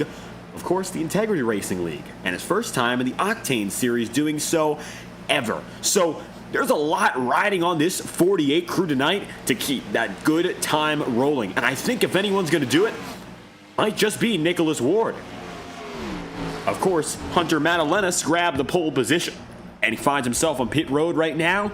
And Ethan Lane is always one to watch when it comes to racing, but he's not up there getting those practice laps in, although conditions do look to be pretty favorable to drivers who like the conditions in qualifying. They don't look too dissimilar. It's not going to be a night race all of a sudden. And you see here, 48 still getting that extra time in about a half minute remaining.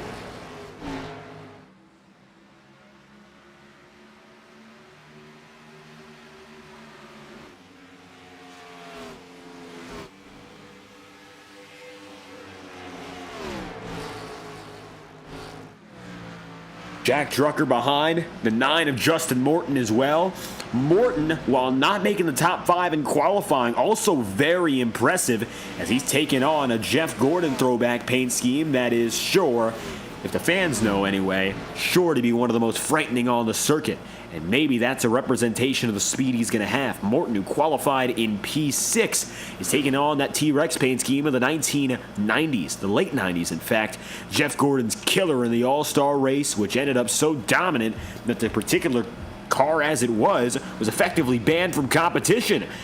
Justin, maybe if he went onto the track earlier, might have had the pace to be top dog in qualifying.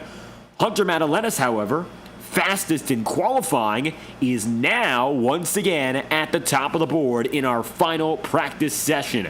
It looks like his pace is perpetual. Wherever he goes, he's been the fastest so far. The 07 quick again, and he will line up at the head of the field as we bunch him up for 50 laps.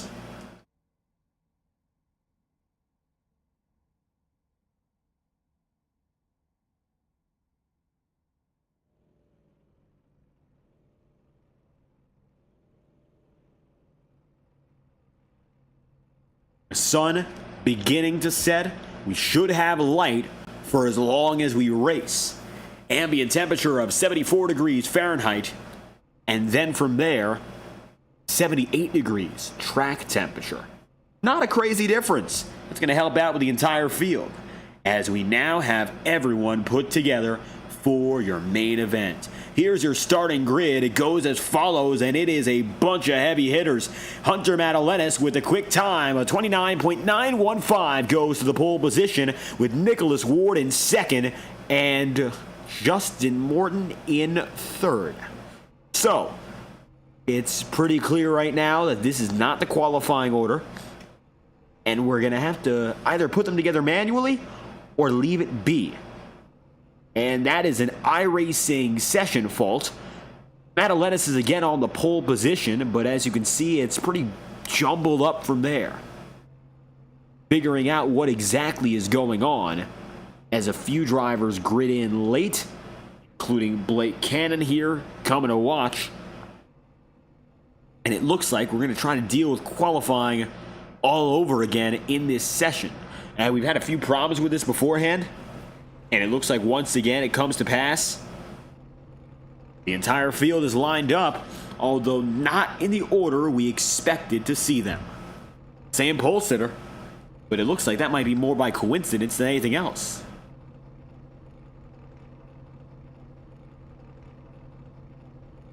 So we will wait to see how this issue is dealt with, as currently the field lines up in a standstill. Hunter gets the go-ahead to grab a gear. And this happened at Daytona earlier this year. We did not end up changing the lineup. So whatever it was, it ended up being.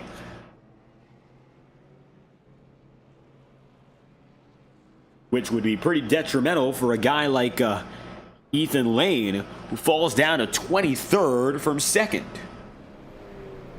Or Ryan Potter, 7th. He just went down to 28th. We're going to figure it out right now. And as you can see, we're putting the field together. Ethan Lane takes P2. Drucker 3rd. Nicholas Ward 4th. And so, every driver coming into the right spot. John Steele rolling out. And so even if there's some session troubles, every qualifying position will be restored. Ooh, those are teammates there. That could have been close. And it is close. It was the Roadhouse Racing guys, the 33 and the 22. Nevertheless, Hunter Madalenis has the pole position over Ethan Lane in second. That is the official qualifying order as per our original lineup. Jack Drucker, Nicholas Ward, DJ Stagner, Justin Morton, Ryan Potter, and you see there, Wetmore with Jared Davis and Cody Smith now coming into the picture, all of which are ready when we go green to box of chocolates. We really do not know what we're going to get. Drivers are expecting a little bit more aggressive racing. I think that's fair to expect. But how aggressive can you really be if you don't know the package you're working with? I think that's the big if. If this was the typical Xfinity car or the Cup car, I think we'd pretty much see what we're used to, but upping it a little bit in regards to aggression. This isn't that case. Matter of fact, it's perhaps the biggest exact opposite that we've had all throughout the year. We've got the comfortability of the Xfinity and Cup cars, which are currently run today. These are brand new to the iRacing platform and way old to the point where most drivers don't have experience coming in. For a lot of these guys, this is the very first time they're racing the Gen 4 in its current form on iRacing.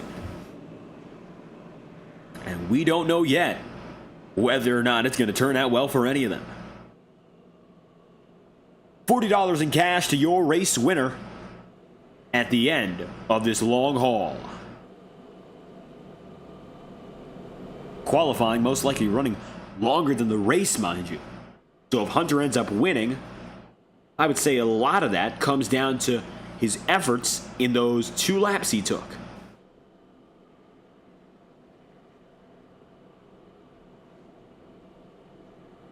We're bringing him green this time by. Getting one final extension, in fact, just to make sure everyone is all right. Vinny Tigner coming up with Braxton DeWeese, Jacob Fife, Matt Sisler and company in the back. Qualifying lineup is bunched up different, but this is the way they'll roll.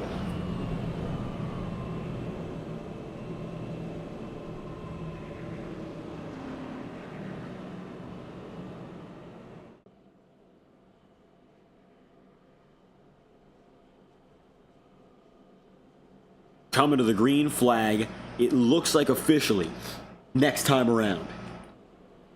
From first down to just about 29th in your order, we're all together.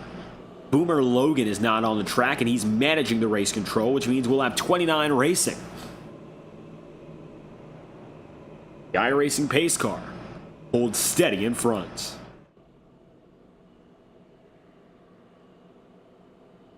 Ethan Lane, very confident that the speed he had in qualifying was a letdown.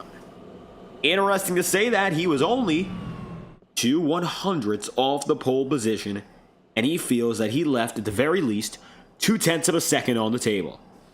So, if that is the case, the entire field better watch out on these opening laps. Ethan Lane might just have the stuff to go the distance.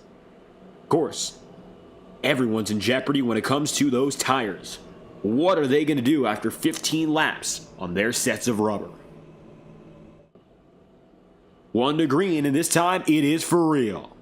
The All-Stars of Monday and Tuesday night, the best drivers in the Integrity Racing League, are ready to get back to business. On the inside, a rookie representing the Ignite Series. On the outside, the winningest driver in modern Integrity Racing League history, who does the double on Monday and Tuesday nights. Of your top 5 drivers, well, you're looking at pretty clear here. All of them race in the Ignite Series. Ethan Lane races in both. Your leading man, who is an octane-only guy, well, that would have been Nicholas Ward, as he's been a mainstay. He's a part-timer on Mondays, a full-timer on Tuesdays. So let's see which day of the week gets the win. We race on Tuesday, but there's a lot of strong rep from the Ignite guys on Monday nights. Here we go.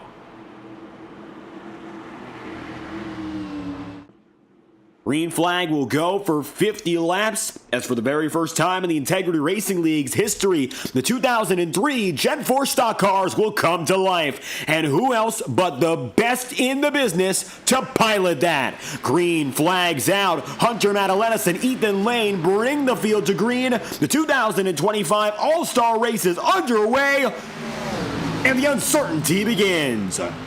The chaos ensues behind to shuffle for position, but it looks like Hunter's got P1 pretty firm.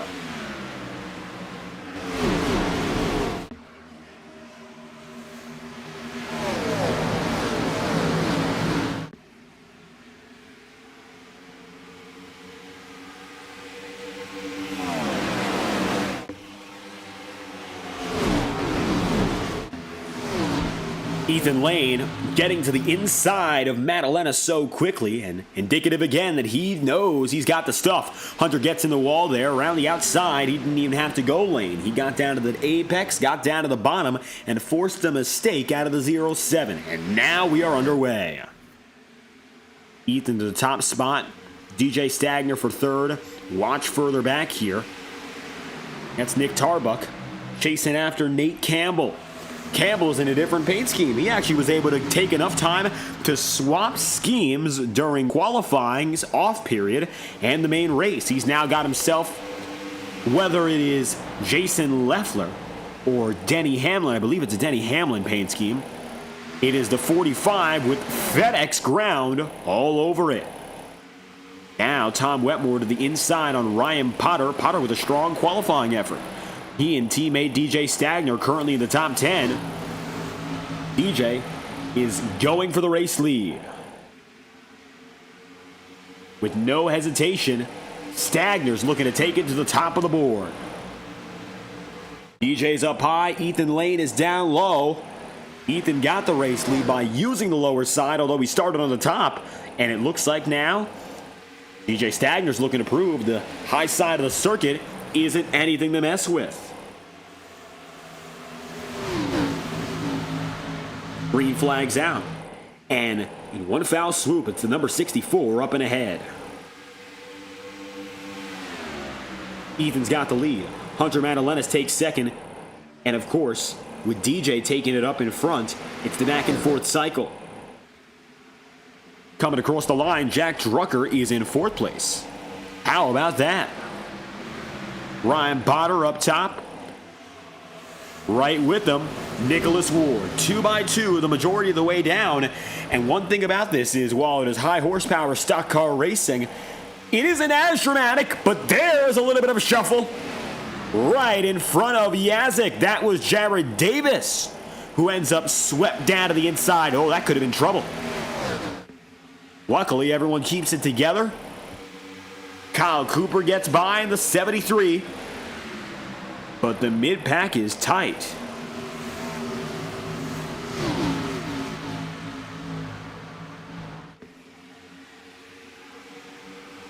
Hunter Madalenas to the point again. DJ Stagner now fighting side by side for P3.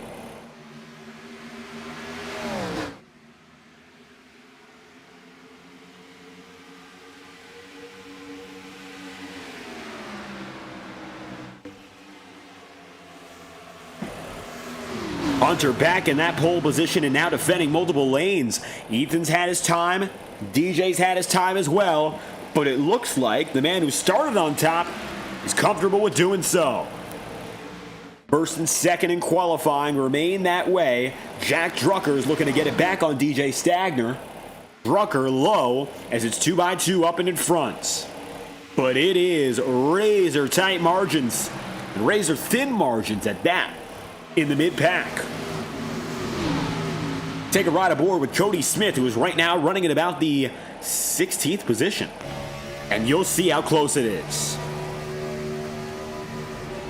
Ward in front. And Casey Shue beside. He's boxed out.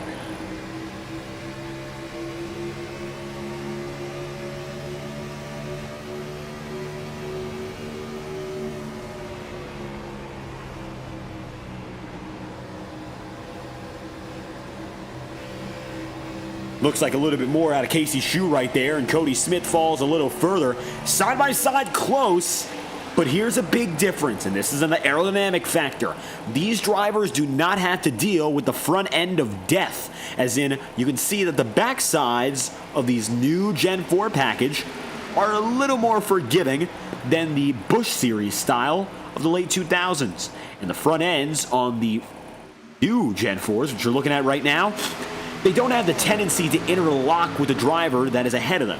That is a big problem that we have been seeing over the past decade and a half on iRacing. And it looks like for the first time we sort of have a solution. It's just a different car. The Gen 4 stock cars in the Busch series had the tendency to, if you pushed a little bit too far into the guy ahead of you, you would lift up their rear wheels and they would be done. There's nothing they can do in that situation.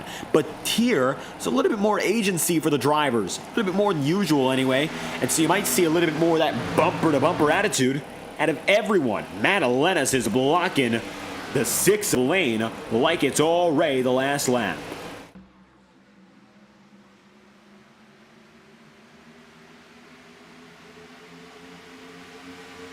Side by side, 13 laps in at 50. Lane is low.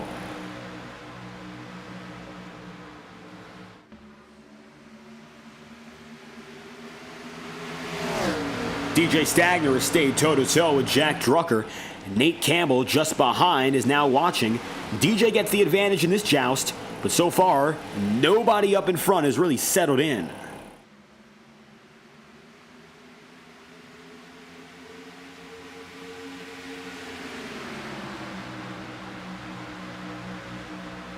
"13 laps into the 50 and now surpassing.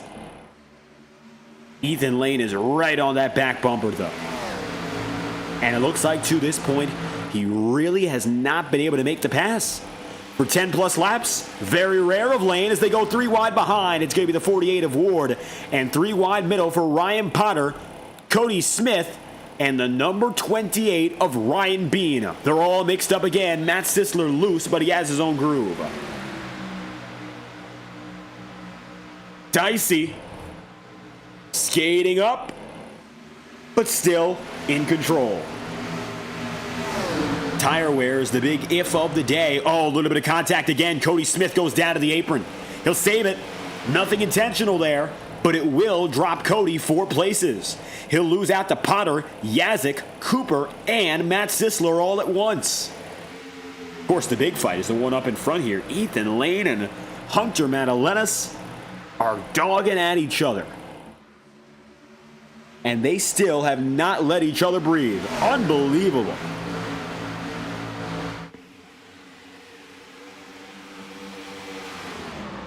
Slowly but surely, Ethan Lane gets through. It took a while, and it took him more than 10 laps. But it looks like now DJ Stagner gets another shot in second place. Take a look aboard briefly from DJ's perspective. He fights to get back up to Lane.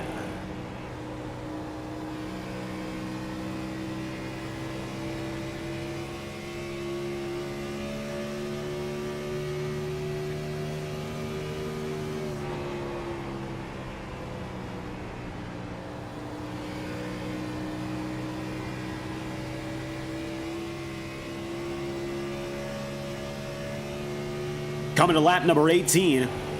And so far, 3 drivers have taken chances at the lead. Lane is again in control. Hunter Madalenas now has to keep Jack Drucker at bay. Jack has been just outside the podium for the majority of the night here. Watch further back. Oh, we got contact and trouble.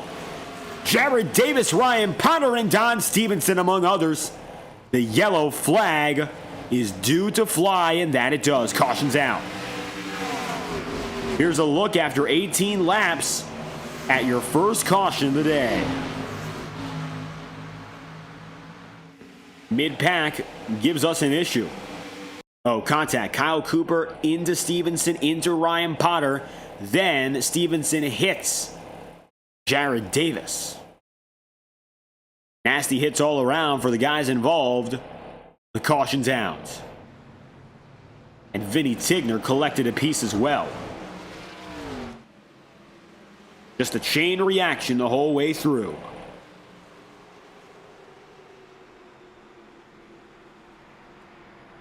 Yellow flag is out. And for the first time in the Gen 4 stock cars, we're going to get a chance to go down to pit road. Now again, it looks like Ethan Lane making the call to hold out.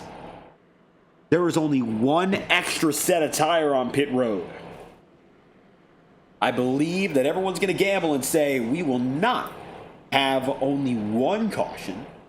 They're betting on multitudes, so they will not go down to pit road. I think that's a fair bet to make.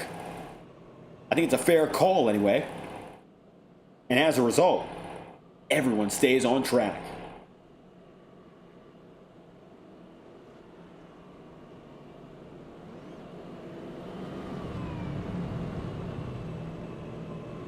Caution laps do not count. So as a result, we will go green at lap 19. Yellow flag flying at lap 18, mind you. Ethan Lane as your leader. Stagner in second. Third, Hunter Madalenas.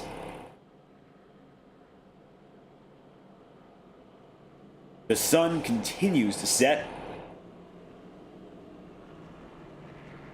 And at any increasing rate of cautions, might see the sun fully go before the race is over. That depends on how clean the field is. 18 laps before our first caution would be about 2 cautions overall if that pace continued.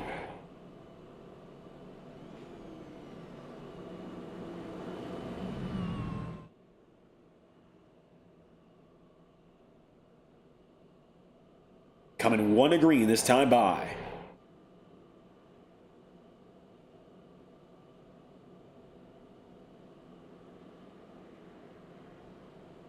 DJ Stagner will elect to take the bottom. Hunter Madalenas drops low. Ethan Lane will take the top, as he did to begin the race.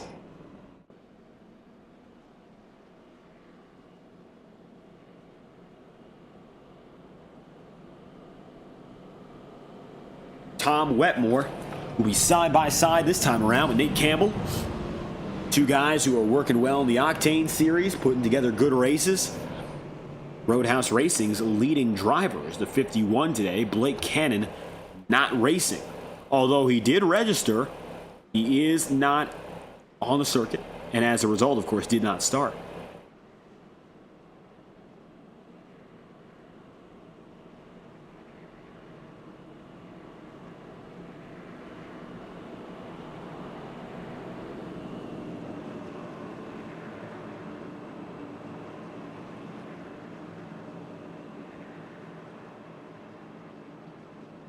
We'll head back at it for our 19th lap here.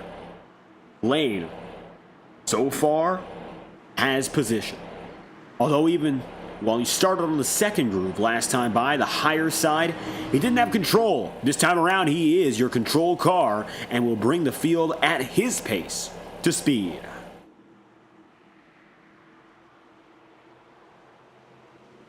Green flag's out. Lane gets a car length on Stagner, brings Drucker through. We're back in business. And the mid-pack is as well.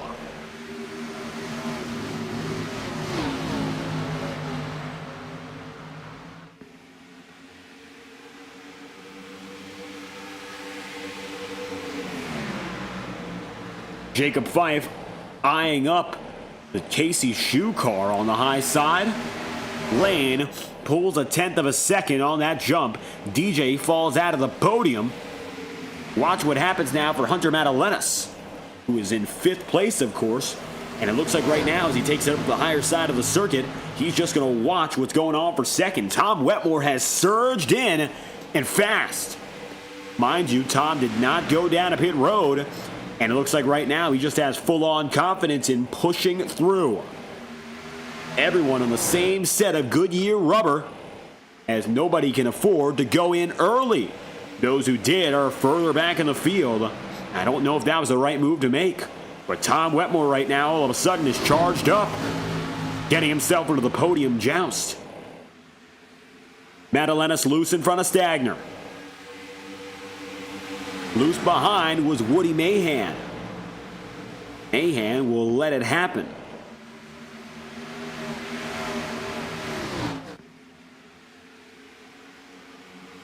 Now he comes up on Nicholas Ward. All the while, the gauntlet is the mid-pack again, side by side and deep. Let's see what happens here between these drivers to get a good look on board with Eric McFarland.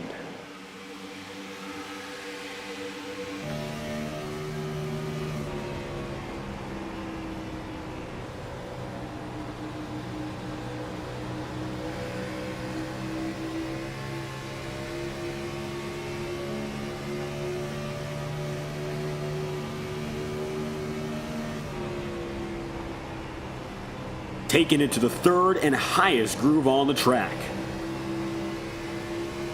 Usually we've seen the middle come out. Ethan Lane likes starting it high, but the mid-pack is trying something maybe a little bit different. Switching up with Ross Cato, McFarland goes low. And as you can see on the left side of your screen, 24 laps out of 50. That is not how it's going to play out up in front. It is all Lane to this point. Drucker watches. Matt Alenis waiting for his chance to return. DJ Stagner, though, is getting really bounced up and down. Nate Campbell is now in fourth place.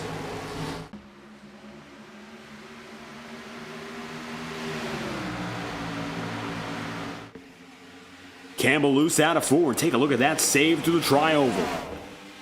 His car is planted down. I mean, that's without question. Matt Alenis in the wall, though. He'll scrape it and push through. You'll see here, even though he got up in the wall, and oh, he does again. He can't recover from that second one. Braxton Deweese is coming up. Didn't qualify where he wanted to, outside the top dozen, but it looks like now he's running in 8th. So Deweese continues to move and has only improved his pace, bringing with him Nick Tarbuck in the 29. 25 laps in out of 80. They're 3 wide for third. You got Wetmore, Campbell, and you've almost got big contact. Woody Mahan loose again, but they're 3 wide here. This is the must-watch fight. Take a look a little bit wider. Oh, Matt Alenis again shot up to the top of the track. And so he'll fade again. Loses 3, 4, 5 positions in one shot. Hunter, now hardly inside the top 10, runs 10th. When 2 laps ago, he was sitting firmly in second. Quick move from Justin Morton, jolting him down to the bottom of the racetrack. And he'll try to take one from Braxton Deweese. That is 7th. Matt Alenis wants to make some spots back up as he goes 3 wide again. It looks like his tires are not fully killed, but he's really getting shot all over the place, to the point where I don't know if he's going to have enough for the next coming 20 laps compared to everyone else. He's gotten up to the wall more than anyone up in front, and that's the reason he's lost so many spots. By consequence, he's back in the lower part of the top 10 rather than right up there for the win. Side by side, 3 wide still. Watch Cody Smith. He's coming up in the picture. 22 laps remaining. And just as we begin, the home stretch is near. I mean, they're weaving right off each other, bobbling back and forth. Matt Alenis is just ahead of Ward. Gets up to Deweese again. Braxton is all but on that top side wall. Luckily, he just hasn't hit it. 21 to go now. Ethan Lane leads by 0.6 of a second, and this is the big fight. Ward down. I mean, this goes from Nicholas Ward, who is in 8th, all the way to Vinny Tigner, who is in 19th. You've got an 11-car gaggle. And this is the firmest fight of them all. Side by side, multiple rows down. And as a consequence, we really don't know who of these guys will get away. Ryan Yazik, low on Casey's shoe. Oh, that's a real close clearance there. Yazik on Woody Mahan.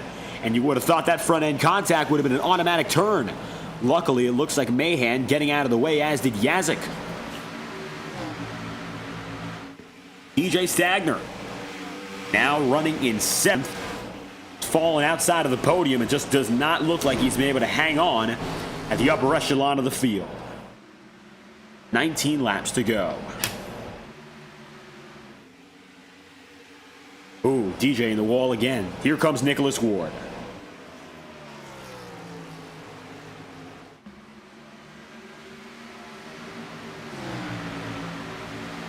Nate Campbell for P4. Let's see what happens here as he eyes up a spot just outside the podium. Take a ride on board now with the number 45.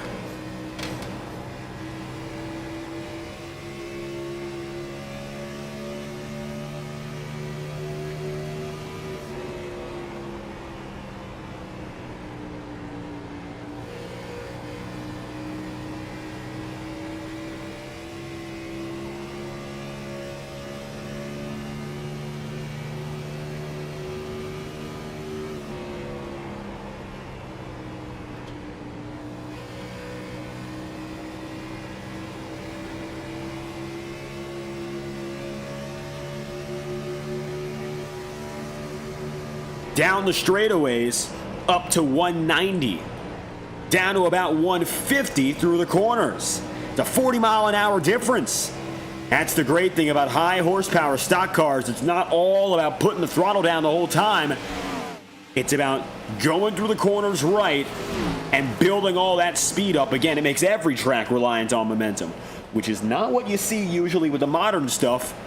It makes a Charlotte a lot more like a Richmond in that sense. If you carry it through the corners, you're good the whole way around.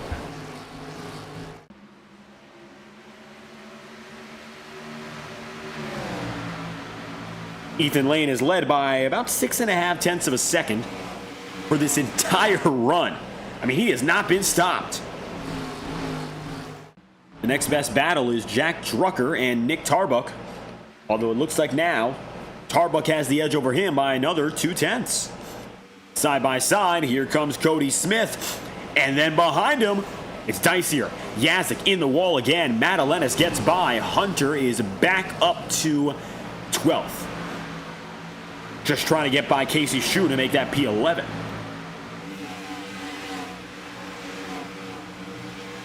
Just slightly ahead at the line, but it won't be enough to clear.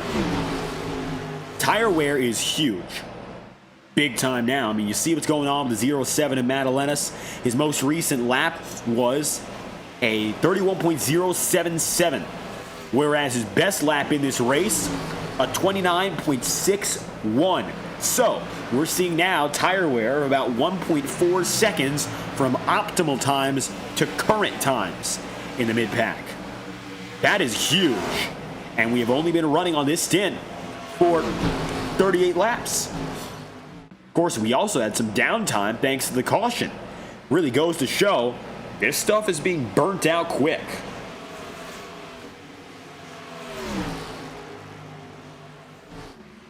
Cody Smith low, Stagner high, DeWeese just behind.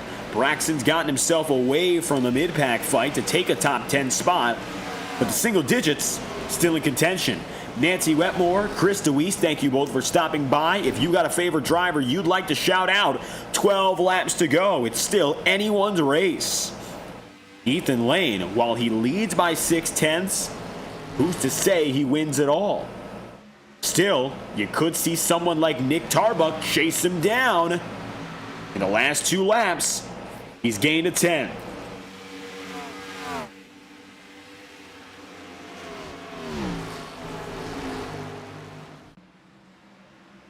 $11 laps to go.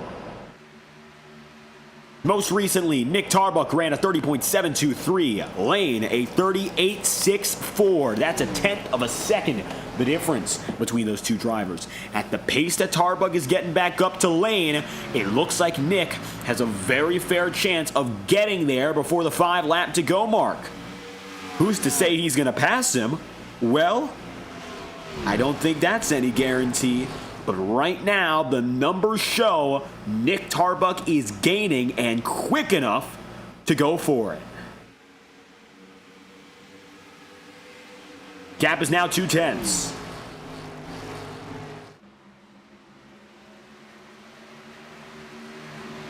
Nick Tarbuck and Ethan Lane. I would say this sort of battling duo is pretty underrated. Oh, caution is out with 9 remaining. And we got trouble. It's Jared Davis and Zach Strinthal. With 9 to go when we go green, we have trouble for the second time today at lap 41. Watch this. Davis in the wall briefly. Oh, but it starts ahead of him with Brian Yazik. Davis ends up involved. Davis was hit by Woody Mahan on the way out. Then Mahan and Brinton were involved. It starts, though, with guys like Yazik. So take a look back here.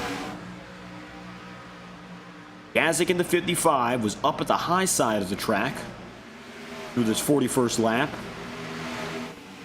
Then you'll see, brushes the wall, gets up there, low into Matt Sisler, contact.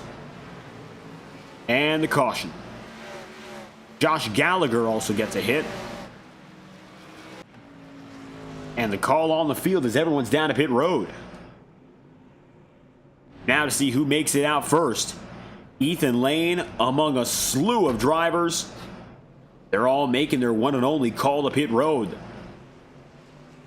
One extra tire set available. You use it now or you use it never. So the choice is made. Lane will be beaten out by Braxton DeWeese, and firmly, DeWeese decides to take the track position. John Steele decides to hold out. We got two drivers on alternate calls. Rest of the field runs it pretty simple. And as we pan toward pit road, it is pretty empty. Bring you back to drivers. One lap to green this time by.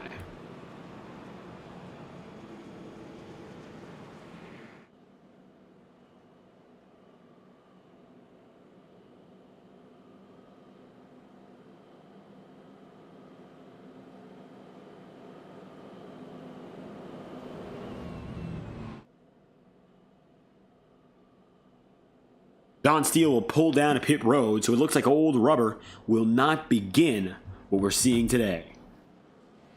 Final restart, perhaps.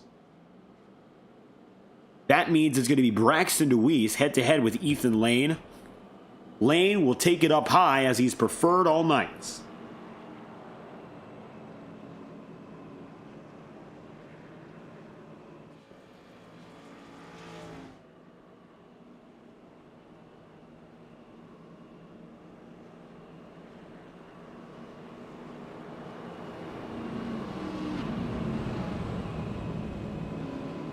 With Lane having the opportunity to close it out, the only one he's got to deal with ahead of him is a driver who has not yet been in front all night long. And the backside of the field looks a little different. DJ Stagner is further behind. Hunter Madalenis outside the top 10 himself. Nick Tarbuck is now in the second row again. And while he might be the biggest challenger, he had long run speed. We do not have a long run ahead of us. I would say advantage Ethan Lane.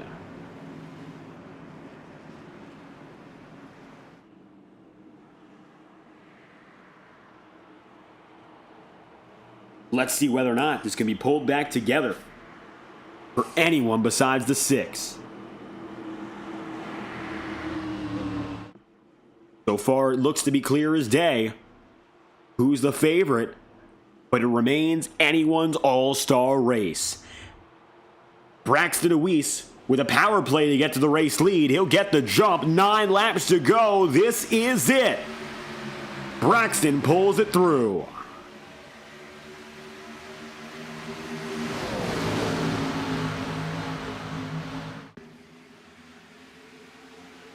Lane slams the wall, contact behind DJ Stagner, almost up and over, the caution's out. Nasty hit, takes out more in the field than any other wreck prior today. Watch this. And the biggest incident of the night.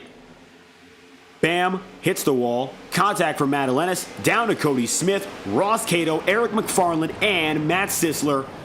And it looks like DJ came up the track and luckily avoids everyone on the way out.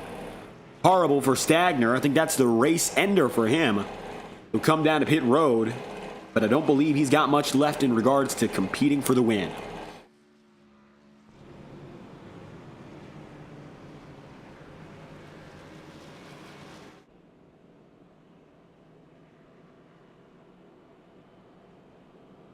DeWeese Lane, Tarbuck, Campbell remain up in front. Braxton gets a little bit of a break, but since these caution laps don't count, it also means these laps will not really help him.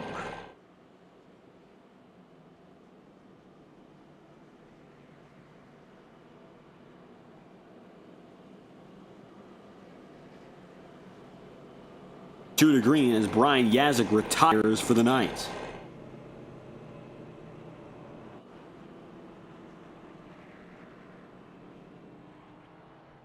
DJ Stagner on his way down and in. And have double file restarts, and that was officially confirmed by the admin crew, so that's going to stay the same. DJ here popping into pit road, and it looks like not a fast repair to save him, at least immediately here. He's just going to mend those repairs manually. Well, it's getting a little bit better as we see. Not going to be enough to fight back through the field. Caution number 3 at lap 42. 9 laps to go. Could get tricky. In theory, we could have 8 cautions from here.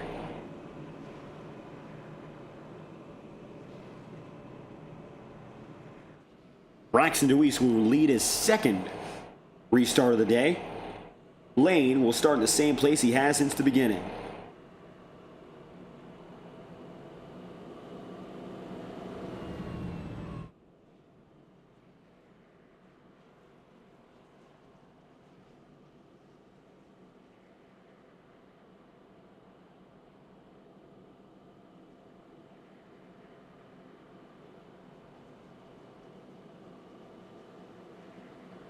DeWeese will be followed by Tarbuck and Nicholas Ward. Lane behind him. He's going to have Nate Campbell and the 9 of Justin Morton.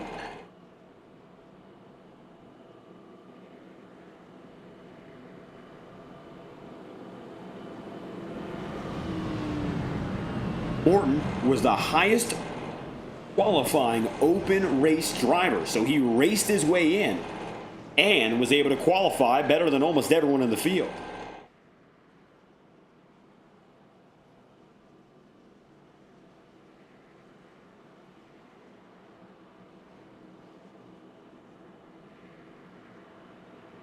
We'll see what happens now as the top 10 is put together. A few heavy hitters taken behind.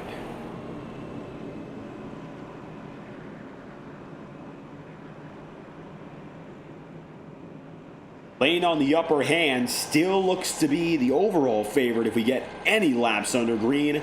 But Braxton DeWeese has a strategy call that could pull through the checkered flag.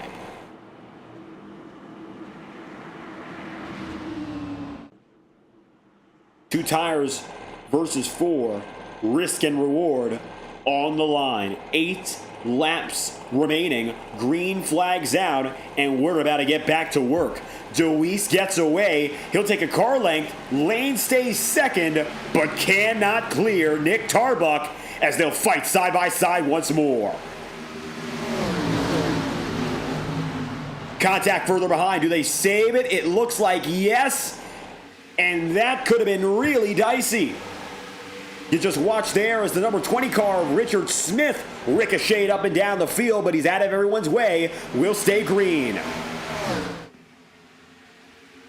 Side by side, Campbell still watching. Nick Tarbuck and Ethan Lane right with each other, but it is Braxton DeWeese now with 7 to go, watching as Ethan Lane washes up to the highest side of the circuit.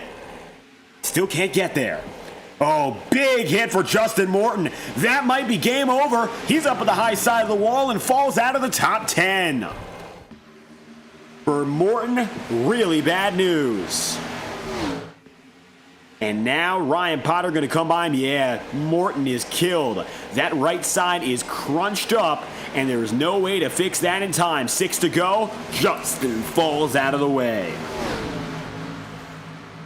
Meanwhile, Braxton Weiss has Ethan Lane chasing him, and for the first time all night long, Braxton is the man.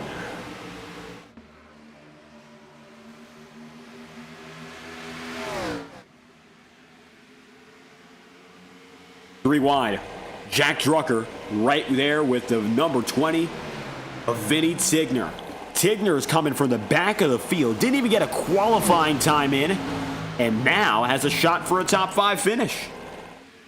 How about that? This Chevrolet Monte Carlo is digging through. Ward just ahead. Drucker's got to give in the middle. Wetmore tries it up high, and not quite. Side by side, coming to 4 to go.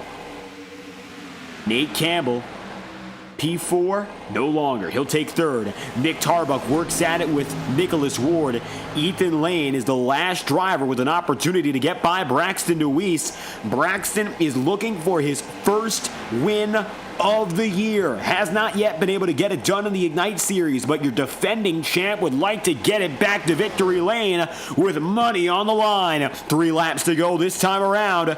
Right behind, it is still Ethan Lane. Oh, take a look at that back end now for the number 1 car.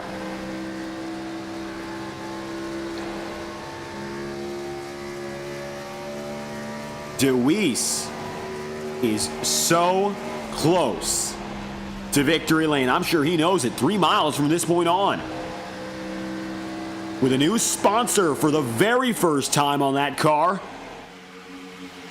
He's represented them well. Happy Hippie Karaoke on the Interstate 4 Taurus. Lane in the wall again. That's been his biggest enemy all night long. Contact scraping high. But if Nicholas Ward has anything to say about it, he'll go down for 2nd. Side by side for the catbird seat with the white flag coming up. Ward tries, fails. Lane gets the run up top, and it'll be enough to chase. 1 lap to go. Final lap is ahead of us now. Braxton Weiss knows it. Lane is side by side up top. Ward, Campbell, wait in the wings if anything is to happen. Braxton looks to block the top side. Lane has enough of a run where he could go low. He's forced to the 2nd groove. Ethan Lane, surging high, sees Braxton DeWeese in the paint, and it won't be enough. DeWeese falls far out of line, and Ethan Lane wins the 2025 All-Star Race in the final 500 yards. DeWeese folds. Lane is back on top.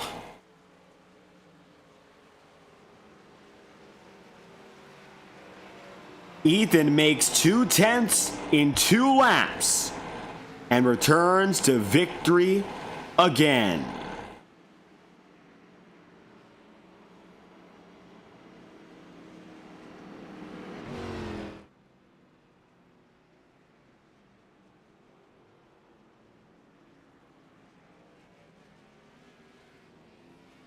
Another celebration for Ethan Lane. And even with a new type of car for the Integrity Racing League, he's the first to burn down the tire.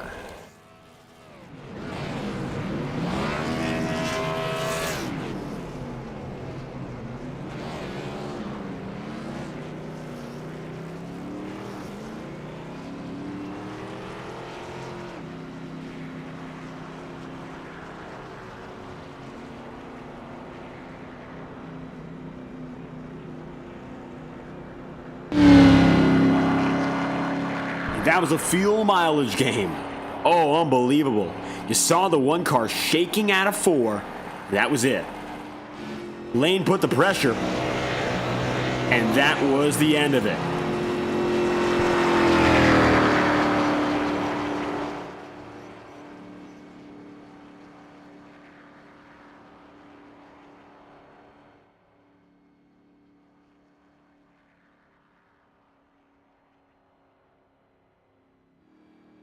Checkered flag falls.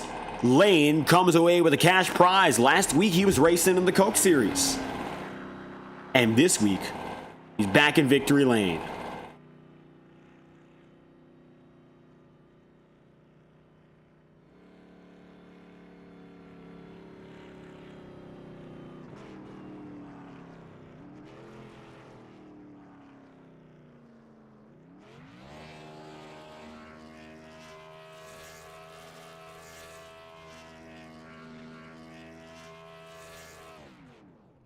To finish it off with a few extra donuts, the dominant man of this series finds another way to win. Checkered flag is out, and it's Ethan Lane leading 28 on the day over Nicholas Ward and Nick Tarbuck. How about that for Nicholas Ward? Again, he is slowly but surely showing us better runs this year. He'll take P2, Tarbuck third. Vinny Tigner from the back of the field goes to fourth. Matt Sisler goes fifth with Tom Wetmore sixth. Hunter Madalena seventh. DJ Stagner eighth. Nate Campbell ninth, and Casey Shue concluding the top 10. 11th place is Kyle Cooper, and Braxton Deweese is able to make it to the checkered flag in 11th. Jared Davis 12th, Eric McFarland 13th, 14th, and Ryan Potter. Woody Mahan then 15th, with John Steele, Ryan Bean, Jacob Fife, and Richard Smith concluding the top 20. Then from there, to finish the job off, you'll see your final drivers: Justin Morton, Zach Strenthal, Jack Drucker, Josh Gallagher, Cody Smith, Ross Cato, Brian Yazik, Blake Cannon, and Boomer Logan, the 30 drivers registered for the All-Star race. And I think it's somewhat fitting that at the end of it all, our winningest driver this year found a way. He was second coming on that white flag lap. Tires gave the difference. Fuel gave the difference to the number 6 team. Lane was slamming the wall, and when we saw that happen with less than 10 laps to go, we would have thought that was the death blow. Then the caution came out. But the caution came out once more, and that was the saving grace for the Lane crew. Nevertheless, that final lap run was as exciting as it gets, passing right by Braxton Deweese. It was a fuel mileage battle and a tire fight as well. And Ethan Lane, at the end of the day, you come home victorious. Yeah, that was unexpected. I thought Braxton had it there for sure with that 2-tire call. I was really impressed with them. And I kind of realized why it worked now. He didn't put fuel in the car. That's unfortunate for them. He made the right call. That should have won him the race, unfortunately. But yeah, we just had a 2011 Coat 600 moment in our All-Star race. That is absolutely insane. Probably one of the best and most fun races we've had all year. It's such a blast too. Like, you had different strategies and everything. Wow, I can't believe we won that one. And it was an unbelievable fight at the very end there. Now, you lead 28 laps on the day, so overall you had yourself some dominant streaks. Fought up against those guys at the front of the field. It was between you, though, and Braxton on that very last run. It looks like for him, the 2 tires were working out well, but tire wear was real as well. So I don't know how it was for you managing all 4. Was it one side of tire that really burnt out? I pushed way too hard that first run before we pitted. Ward or Tarbuck would have gotten me. Someone would have beat me. I was really trying to break the draft, and that's probably a bad decision because I didn't break it. But yeah, no, it tires definitely meant something tonight, and we haven't seen that in iRacing in a long, long time. So it was definitely refreshing to see. You actually have to manage tires even in such a short race. And a very brief taste, 50 laps with this new Gen 4 package, and you come away with a cash prize on the day here, $40 richer at the end of it. Now, we are just a week away from finishing off the regular season. More wind in your sails here. The difference maker is, of course, it's going to be back for points paying. What's the mindset now? Of course, bringing it back, an all-star race win. What's next to chase? On Tuesdays, regular season point championship. That'll help a lot going into the playoffs, and then Mondays, who knows? Maybe more wins to pad our points total going into the playoffs. And there's another checkered flag, of course. Only one chance to win a race like this every year. Ethan Lane for 2025. You take it.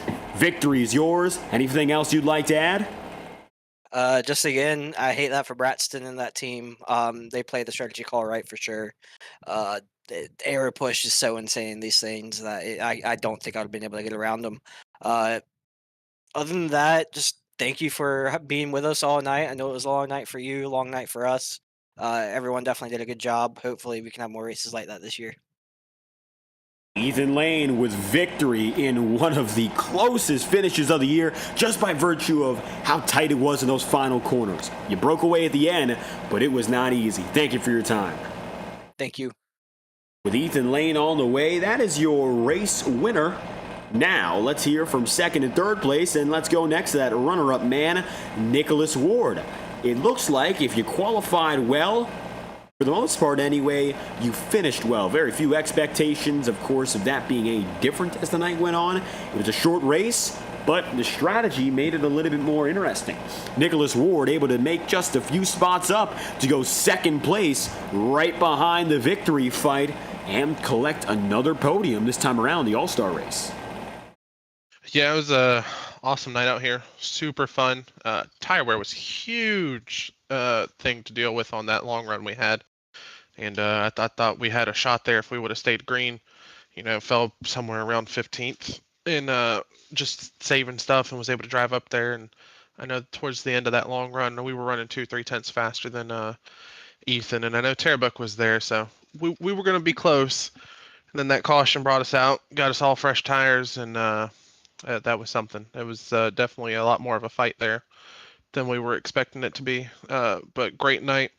Unfortunate to be second. Had a shot there with 2 to go down into turn 3, and I just got into the corner a little too hot and ended up losing the nose.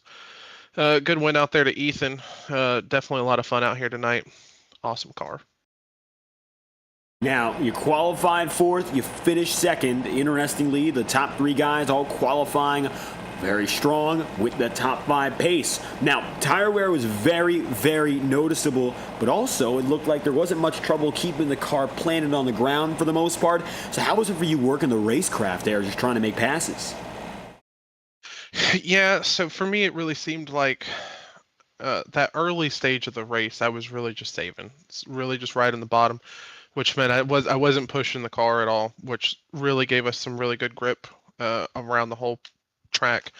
The front straightaway was a little sketchy, but really the big thing is as people that had really pushed early on, they'd started sliding up the racetrack and leaving the bottom open, and so when it came time to pass later in that run, especially early in the race, later in that long run, it was really just kind of stick the bottom, and you'd have so much more momentum because the tires were so much better.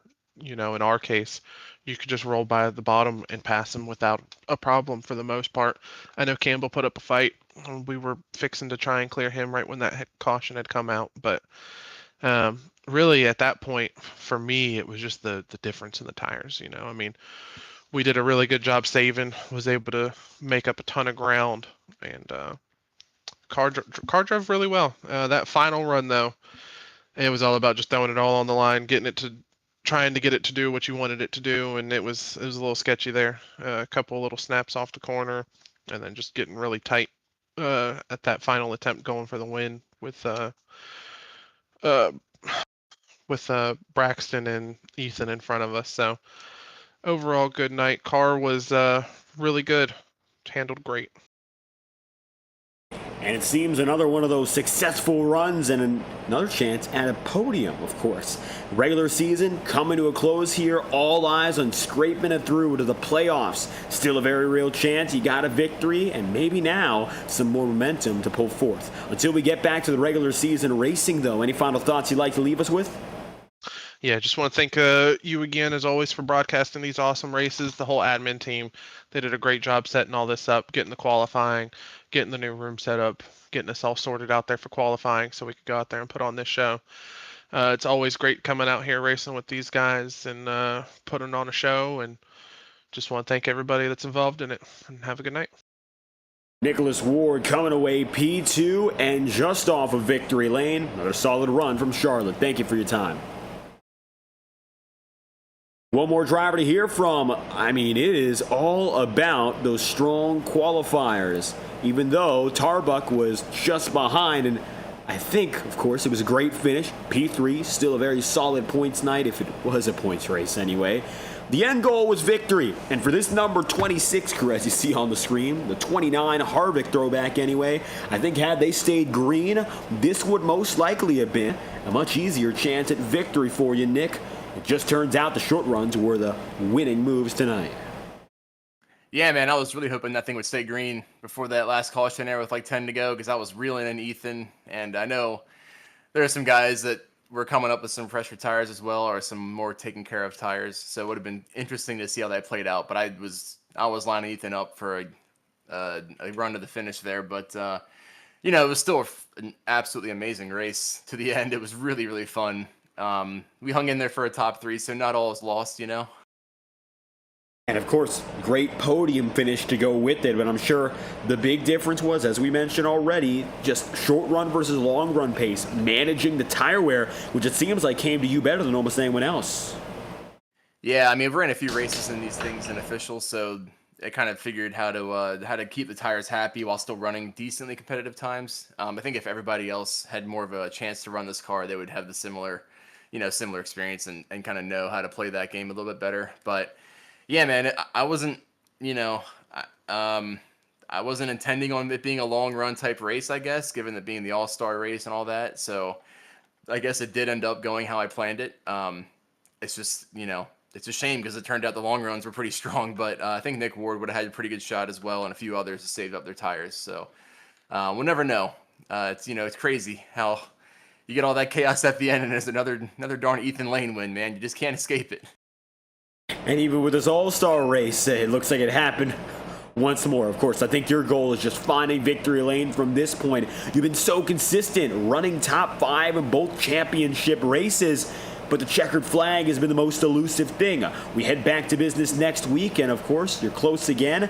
We're going back to, of course, what we use for the 30-week tours. So, Xfinity cars, Cup cars, I don't think anything from this race is going to carry over, no? Probably not too much. I mean, the Xfinity car maybe, but yeah, I've had a few good runs the past couple weeks, so I think that there's still some time left in the season. And looking at the points for both, I think I'm like second place in the Tuesday league and running probably top 5, I think, in the one-day league. So like, even without the wins, it's not like I'm doing, like you said, it's pretty consistent. I'm doing well consistently, but it would be nice to get at least one checkered flag this season after all the hard work and the good finishes I've had. But I'll just keep grinding, and hopefully one comes my way, man. Getting closer and closer, even in these exhibition events. Third place, Nick Tarbuck. Before we let you go, any final shout-outs you'd like to make? Yeah, I want to thank you for throwing on a broadcast, as always. I'm sure it was a fun watch tonight between the qualifying and the race. Thanks to the admins for putting on a great all-star race between having to manage qualifying and all the different rules and everything like that. That was awesome. Thanks to everybody who showed up. I mean, the Tuesday night racing is unbelievable. So I'm glad that we put on a good show. And also want to thank Mom and Dad for watching, my wife, boys back home if they tuned in. And yeah, that's about it. Third place for the 29 crew, Nick Tarbuck with the long run pace. And maybe if we see more of this Gen 4, that could come in handy. Thank you for your time. Let's hope, man. Thank you. Have a good one. P3 on the way. You've heard now from all of your podium, Nick Tarbuck, Nicholas Ward, and Ethan Lane. Lane again wins, but this does not count toward the points-paying tally, which I don't think any of the other drivers will be particularly upset with. Of course, when we come back to work next week with those regular season races, the playoffs are right around the corner.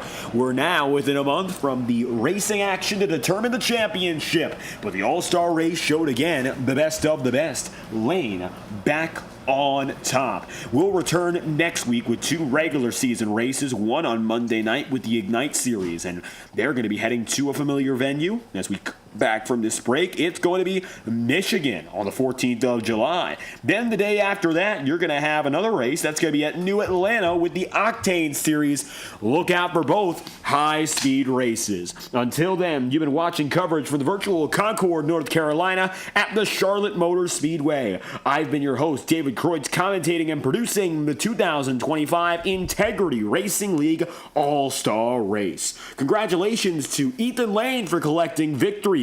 We'll have our next broadcast on Saturday night with the SNT Summer Series, and we hope to see you there. Thank you for tuning in. We hope you have a fantastic night.